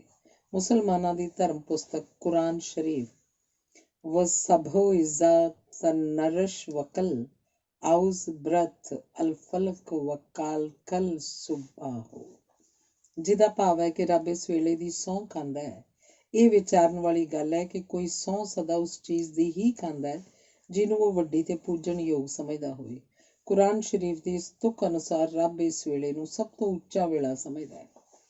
ਹਰ ਇੱਕ ਮਾਤਾ ਜਿਹੜੀ ਆਪਣੇ ਕਿਸੇ ਬੱਚੇ ਨੂੰ ਜਨਮ ਦਿੰਦੀ ਹੈ, ਆਪਣੇ ਬੱਚੇ ਦੇ ਭਵਿੱਖ ਬਾਰੇ ਉਹਦੀ ਇੱਕੋ ਇੱਛਾ ਇਹੋ ਹੀ ਹੋ ਸਕਦੀ ਹੈ ਕਿ ਉਹਦਾ ਬੱਚਾ ਅਜਿਹਾ ਜੀਵਨ ਬਤੀਤ ਕਰ ਸਕੇ ਜਿਹੜਾ ਨਾ ਕੇਵਲ ਨਿਰਵਿਘਨ ਹੋਵੇ ਬਲਕਿ ਚੜ੍ਹਦੀ ਕਲਾ ਵਾਲਾ ਵੀ ਹੋਵੇ। ਮਾਂ ਆਪਣੀ ਸੰਤਾਨ ਨੂੰ ਉਹਦੇ ਹੋਸ਼ ਸੰਭਾਲਣ ਦੇ ਸਮੇਂ ਤੋਂ ਲੈ ਕੇ ਉਹਨੂੰ ਅਜਿਹੀ ਸਿੱਖਿਆ ਦਿੰਦੀ ਰਹੇ ਜਿਹੜੀ ਉਹਨੂੰ ਮਨੁੱਖਾ ਜੀਵਨ ਵਿੱਚ ਆਉਣ ਵਾਲੇ ਵਿਘਨਾਂ ਤੋਂ ਵੀ ਬਚਾ ਸਕੇ ਤੇ ਚੜ੍ਹਦੀ ਕਲਾ ਵਾਲੇ ਪਾਸੇ ਵੀ ਤੋਰ ਸਕੇ। ਜਪਜੀ ਸਾਹਿਬ ਉਹ ਬਾਣੀ ਹੈ ਜਿਹੜੀ ਹਰ ਲੜਕੇ ਲੜਕੀ ਅੱਗੇ ਉਹਦੀ ਆਪਣੀ ਹੋਸ਼ ਸੰਭਾਲਣ ਵੇਲੇ ਰੱਖੀ ਜਾਣੀ ਚਾਹੀਦੀ ਹੈ। ਜਿਹੜੇ ਮਾਪੇ ਜੀਵਨ ਦੇ ਇਸ ਭੇਦ ਨੂੰ ਨਹੀਂ ਜਾਣਦੇ ਉਹ ਆਪਣੀ ਸੰਤਾਨ ਦੇ ਭਵਿੱਖ ਬਾਰੇ ਨਾ ਇਸ ਗੱਲ ਦਾ ਭਰੋਸਾ ਕਰ ਸਕਦੇ ਹਨ ਕਿ ਉਹਨਾਂ ਦੇ ਬੇਟੇ ਬੇਟੀਆਂ ਮਨੁੱਖਾ ਜੀਵਨ ਦੇ ਉਹਨਾਂ ਵਿਘਨਾਂ ਤੋਂ ਬਚ ਸਕਣਗੇ ਜਿਨ੍ਹਾਂ ਵਿੱਚ ਸੰਸਾਰ ਦੇ ਧਰਮ ਗਿਆਨ ਤੋਂ ਸੱਖਣੇ ਮਨੁੱਖ ਪੈਂਦੇ ਦਿਖਾਈ ਦਿੰਦੇ ਹਨ, ਤੇ ਨਾ ਹੀ ਉਹ ਇਹ ਆਸ ਕਰ ਸਕਦੇ ਹਨ ਕਿ ਉਹਨਾਂ ਦੇ ਲੜਕੇ ਲੜਕੀਆਂ ਚੜ੍ਹਦੀ ਕਲਾ ਵਾਲੇ ਜੀਵਨ ਵਾਲੇ ਹੋਣਗੇ। ਜਿਸ ਬੰਦੇ ਨੇ ਆਪਣੇ ਮਨ ਨੂੰ ਕਾਬੂ 'ਚ ਰੱਖਣ ਦਾ ਗਿਆਨ ਪ੍ਰਾਪਤ ਨਾ ਕੀਤਾ ਹੋਵੇ ਉਹ ਆਪਣੇ ਸਰੀਰ ਦੀਆਂ ਅਨੇਕਾਂ ਕਿਰਿਆਵਾਂ ਨਾਲ ਅਜਿਹੀਆਂ ਗਲਤੀਆਂ ਕਰ ਸਕਿਆ ਕਰਦਾ ਹੈ ਜਿਹੜੀਆਂ ਉਹਨੂੰ ਭਿਆਨਕ ਰੋਗਾਂ 'ਚ ਫਸਾ ਕੇ ਨਾ ਕੇਵਲ ਭਾਰੇ ਸਰੀਰਕ ਦੁੱਖਾਂ 'ਚ ਪਾ ਦੇਣ ਬਲਕਿ ਉਹਨੂੰ ਛੇਤੀ ਜਾਨੋਂ ਹੀ ਮਾਰ ਦੇਣ।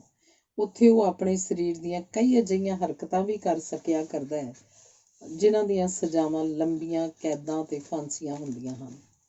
ਜਪਜੀ ਸਾਹਿਬ ਦੀ ਬਾਣੀ ਜਿੱਥੇ ਬੰਦੇ ਨੂੰ ਰੋਗ, ਜੇਲ੍ਹਾਂ ਤੇ ਫਾਂਸੀਆਂ ਤੋਂ ਬਚਣ ਲਈ ਮਨ ਨੂੰ ਕਾਬੂ 'ਚ ਰੱਖਣ ਦੀ ਸਿੱਖਿਆ ਦਿੰਦੀ ਹੈ, ਉੱਥੇ ਉਹ ਬੰਦੇ ਨੂੰ ਅਕਲ, ਧਰਮ ਤੇ ਉਦਮ ਨਾਲ ਜੀਵਨ ਬਤੀਤ ਕਰਕੇ ਸੰਸਾਰ 'ਚ ਵੱਧ ਤੋਂ ਵੱਧ ਉੱਨਤੀ ਦੇ ਮਾਰਗ ਉੱਤੇ ਤੁਰਨ ਦੀ ਸਿੱਖਿਆ ਵੀ ਦਿੰਦੀ ਹੈ।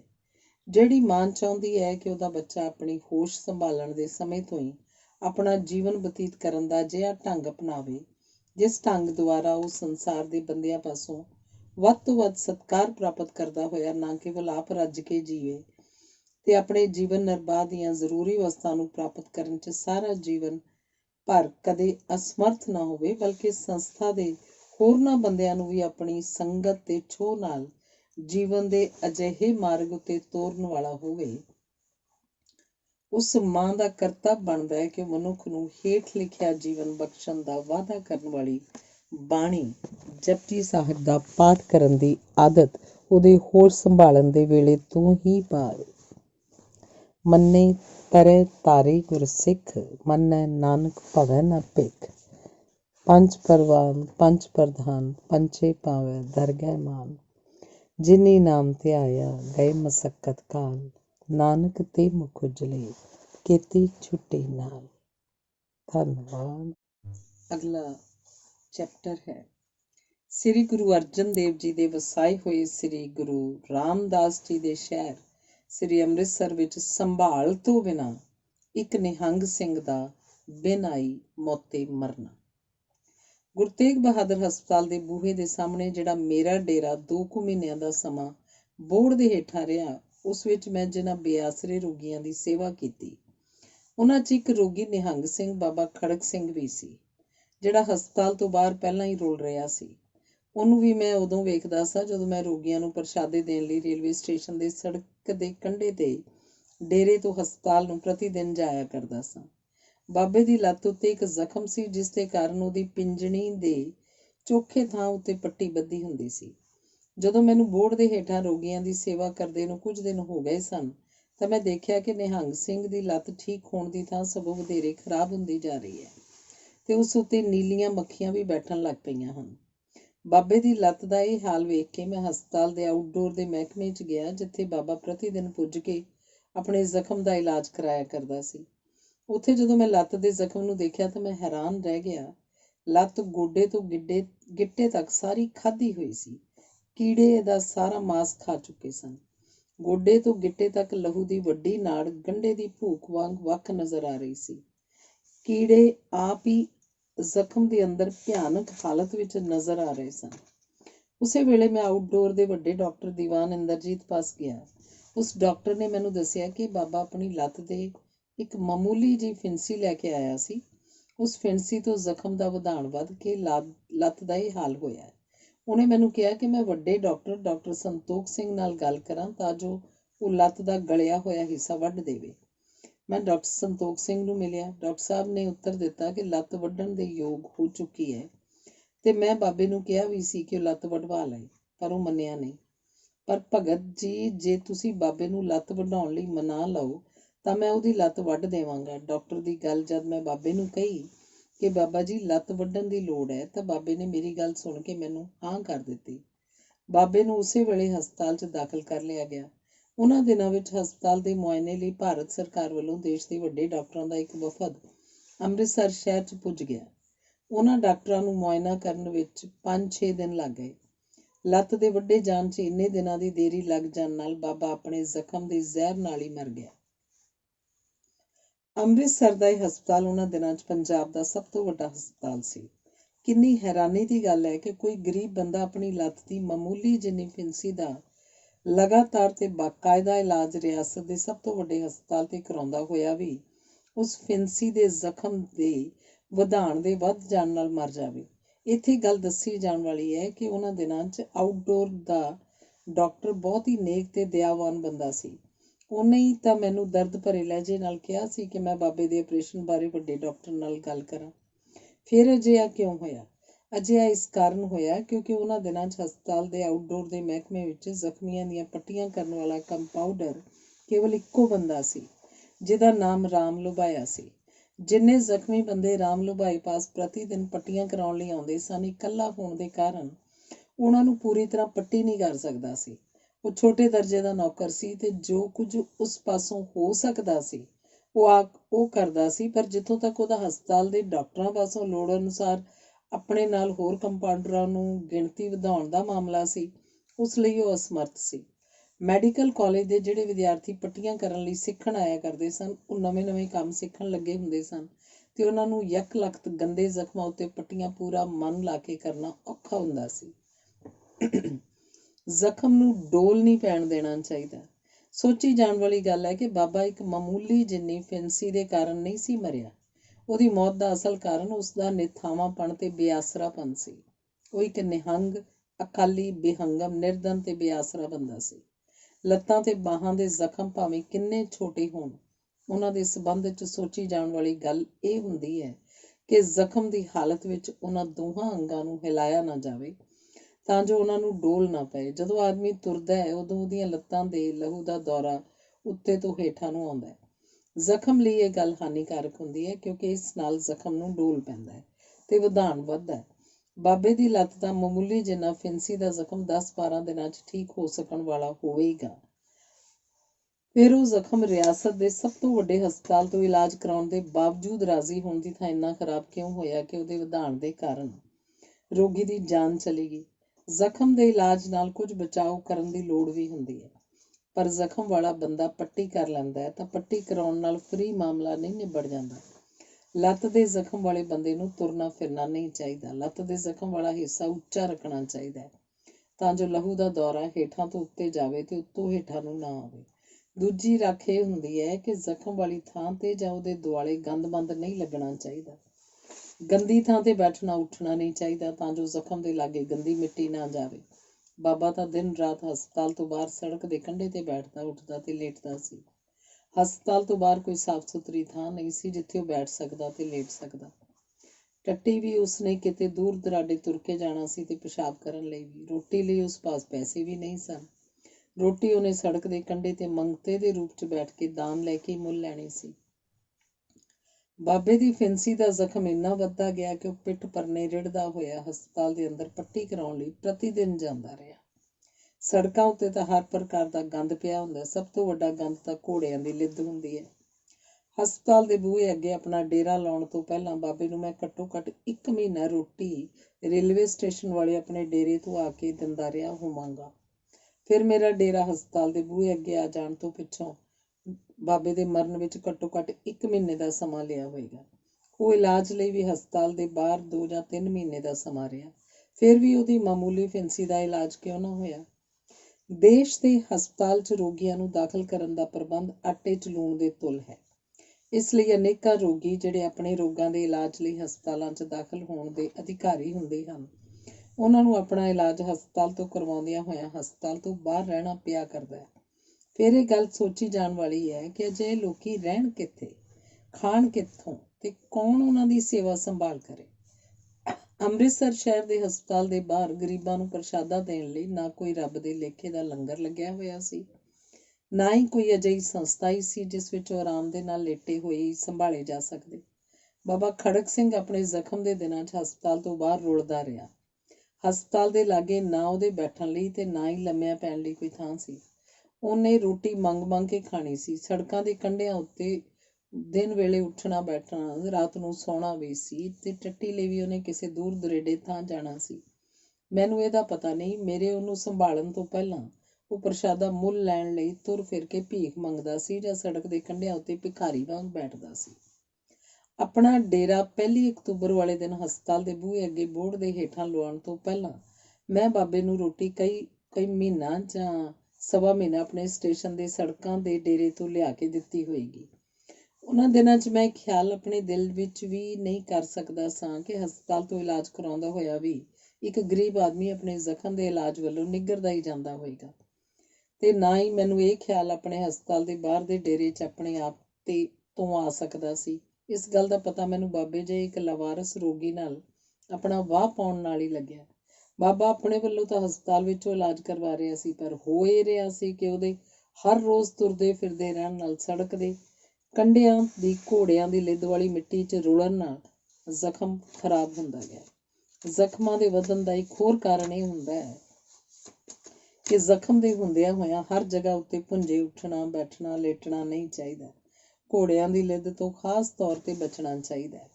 ਮਿੱਟੀ ਵੀ ਹਰ ਥਾਂ ਦੀ ਸਾਫ਼ ਸੁਥਰੀ ਨਹੀਂ ਹੁੰਦੀ, ਪਰ ਬਾਬਾ ਤਾਂ ਵਿਚਾਰਾ ਸਾਰਾ ਦਿਨ ਹੀ ਹਸਪਤਾਲ ਦੇ ਬੂਹੇ ਤੋਂ ਬਾਹਰ ਸੜਕ ਦੇ ਕੰਢੇ ਉੱਤੇ ਧਰਤੀ ਤੇ ਬੈਠਦਾ ਤੇ ਲੇਟਦਾ ਰਿਹਾ ਸੀ।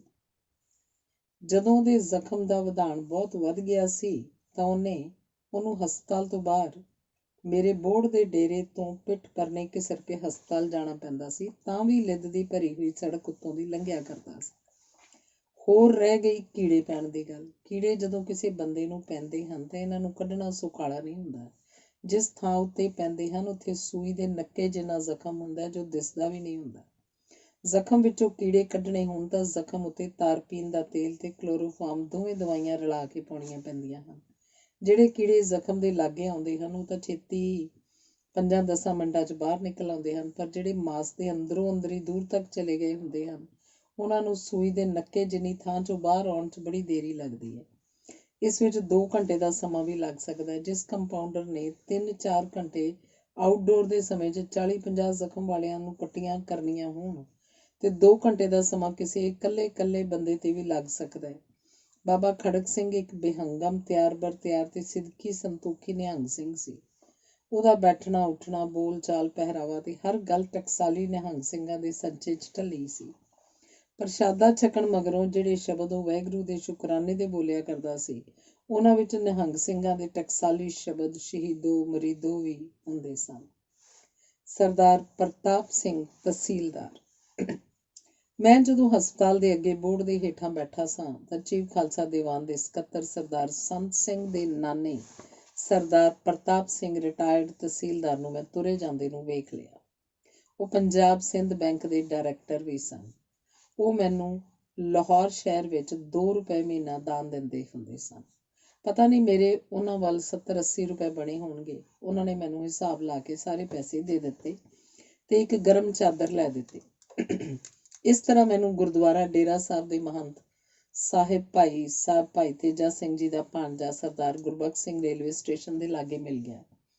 ਅੰਮ੍ਰਿਤਸਰ ਵਿੱਚ ਉਹਦੀ ਰਿਸ਼ਤੇਦਾਰੀ ਸੀ, ਪਰ ਉਸ ਵੇਲੇ ਤੱਕ ਮੈਨੂੰ ਅੰਮ੍ਰਿਤਸਰ ਸ਼ਹਿਰ ਵਿੱਚ ਸੇਵਾ ਕਰਦੇ ਨੂੰ 17 ਮਹੀਨੇ ਹੋ ਚੁੱਕੇ ਸਨ। ਉਹ ਦਿੱਲੀ ਸ਼ਹਿਰ 'ਚ ਰਹਿੰਦਾ ਸੀ। ਮੈਂ ਉਹਨੂੰ ਕਿਹਾ ਕਿ ਮੈਨੂੰ 5 ਰੁਪਏ ਮਹੀਨਾ ਦਿਆ ਕਰੇ। ਮੰਨ ਗਿਆ। ਮੈਂ ਉਹਨੂੰ ਕਿਹਾ ਕਿ ਮੈਨੂੰ ਦਾਨ ਸੰਨ 1947 ਦੇ ਅਗਸਤ ਮਹੀਨੇ ਤੋਂ ਆਰੰਭ ਕਰੋ ਤੇ 80 ਰੁਪਏ ਪਹਿਲਾਂ ਦੇ ਦਿਓ। ਉਹਨੇ ਮੈਨੂੰ 80 ਰੁਪਏ ਦੇ ਦਿੱਤੇ ਤੇ 5 ਰੁਪਏ ਮਹੀਨਾ ਕਾਠੀਆਂ ਵਾਲੇ ਬਾਜ਼ਾਰ ਵਿੱਚ ਰਿਸ਼ਤੇਦਾਰਾਂ ਤੋਂ ਲੈਣ ਲਈ ਕਹਿ ਦਿੱਤਾ। ਮੈਂ 5 ਰੁਪਏ ਮਹੀਨਾ ਲੈਂਦਾ ਰਿਹਾ।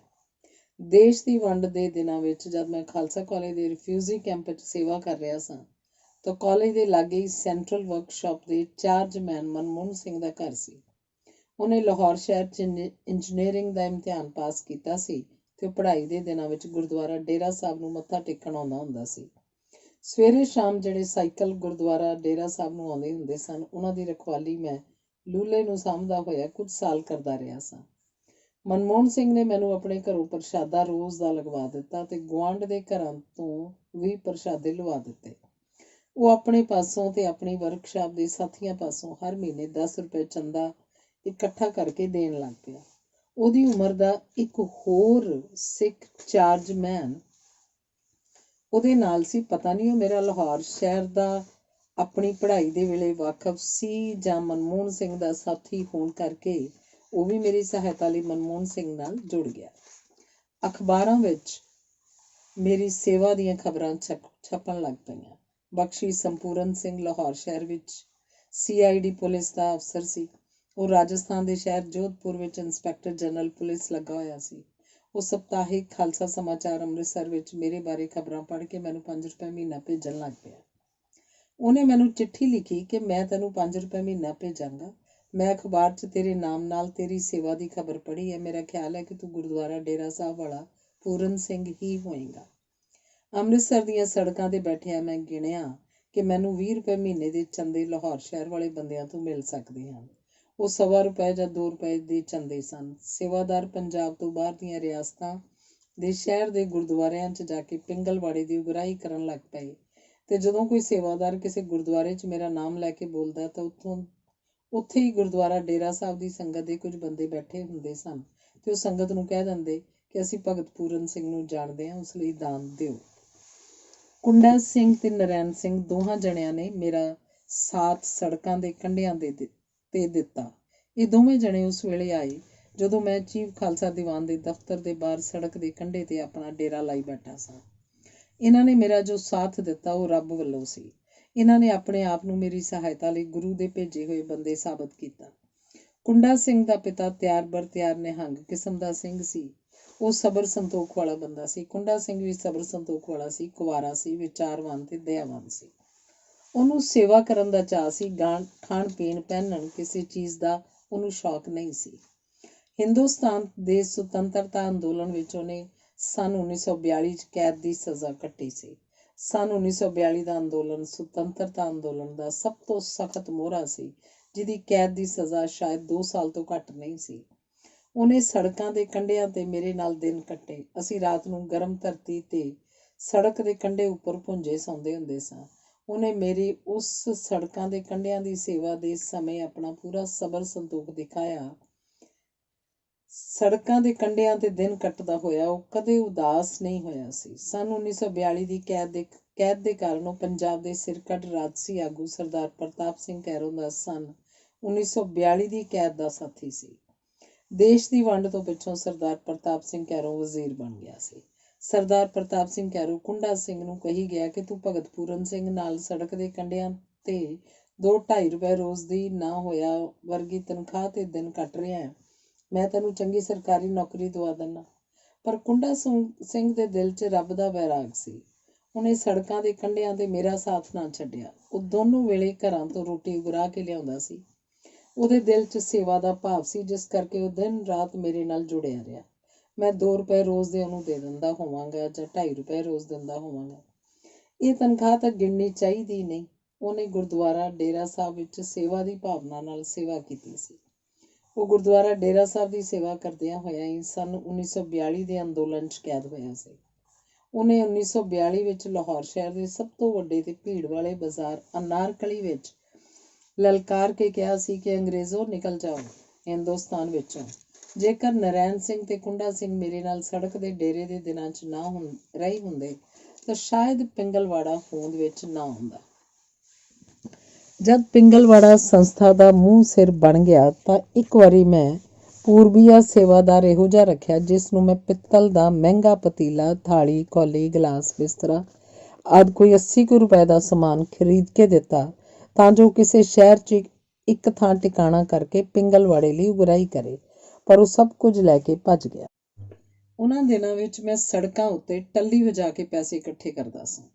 ਬੜੇ ਬੜੇ ਬੇਈਮਾਨ ਸੇਵਾਦਾਰ ਆਉਂਦੇ ਰਹੇ, ਜਿਨ੍ਹਾਂ ਨੇ ਅਨੇਕਾਂ ਢੰਗਾਂ ਨਾਲ ਰੁਪਇਆ ਠੱਗਣ ਦਾ ਯਤਨ ਕੀਤਾ। ਉਹ ਬੜੇ ਬੇਰਹਿਮ ਸਾਬਤ ਹੋਏ। ਇੱਕ ਅਜਿਹਾ ਵੀ ਆਇਆ ਜਿਹੜਾ ਰੁਪਇਆ ਗਬਨ ਕਰਕੇ ਸ਼ਰਾਬ ਵੀ ਪੀਂਦਾ ਰਿਹਾ, ਜਿਹਦਾ ਪਤਾ ਬਹੁਤ ਦੇਰ ਮਗਰੋਂ ਲੱਗਿਆ ਤੇ ਉਹਨੂੰ ਨੌਕਰੀ ਤੋਂ ਹਟਾਇਆ।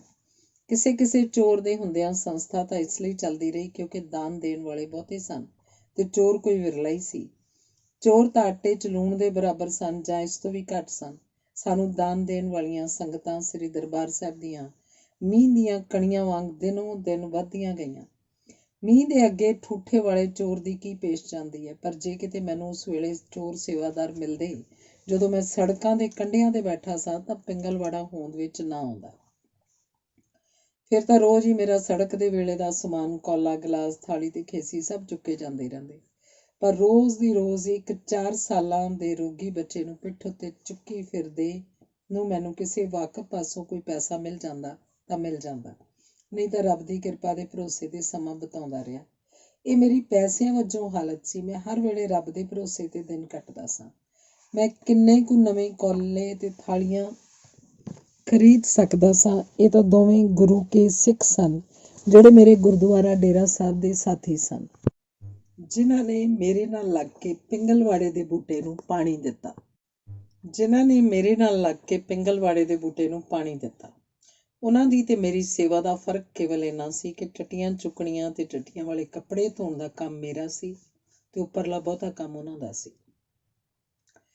ਪਿੰਗਲਵਾੜੇ ਦਾ ਇਹ ਬੂਟਾ ਗੁਰਦੁਆਰਾ ਡੇਰਾ ਸਾਹਿਬ ਦੇ ਸੱਭਿਆਚਾਰ ਦੀ ਪੈਦਾਵਾਰ ਸੀ ਤੇ ਮੁੱਢ ਤੋਂ ਲੈ ਕੇ ਗੁਰਦੁਆਰਾ ਡੇਰਾ ਸਾਹਿਬ, ਸ੍ਰੀ ਗੁਰੂ ਅਰਜਨ ਦੇਵ ਜੀ ਲਾਹੌਰ, ਸ੍ਰੀ ਦਰਬਾਰ ਸਾਹਿਬ ਅੰਮ੍ਰਿਤਸਰ, ਤਖਤ ਸ੍ਰੀ ਕੇਸਗੜ੍ਹ ਸਾਹਿਬ, ਸ੍ਰੀ ਅਨੰਦਪੁਰ ਸਾਹਿਬ, ਗੁਰਦੁਆਰਾ ਦੁੱਖ ਨਿਵਾਰਨ ਸਾਹਿਬ ਪਟਿਆਲਾ ਤੇ ਗੁਰਦੁਆਰਾ ਕਲਗੀਧਰ ਸਾਹਿਬ ਲੁਧਿਆਣਾ ਜੈਸੇ ਅਨੇਕਾਂ ਗੁਰਦੁਆਰਿਆਂ ਦੀ ਛਤਰ ਛਾਇਆ ਹੇਠ ਪਲਿਆ ਹੈ।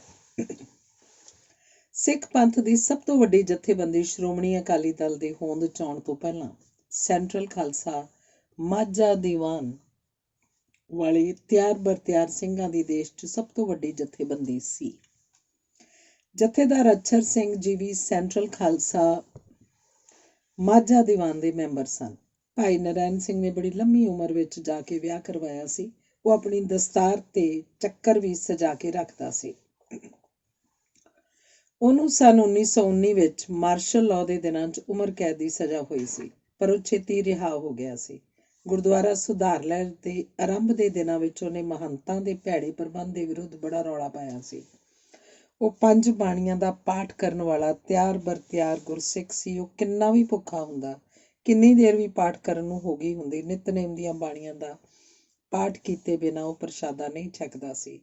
ਉਸ ਨਾਲ ਮੇਰੀ ਪਹਿਲੀ ਮੁਲਾਕਾਤ ਸੰਨ 1930 ਜਾਂ 31 ਵਿੱਚ ਮਹਾਰਾਜਾ ਰਣਜੀਤ ਸਿੰਘ ਦੀ ਸਮਾਧ ਤੇ ਦੁਪਹਿਰ ਦਾ ਵੇਲਾ ਕੱਟਦਿਆਂ ਹੋਈ ਸੀ।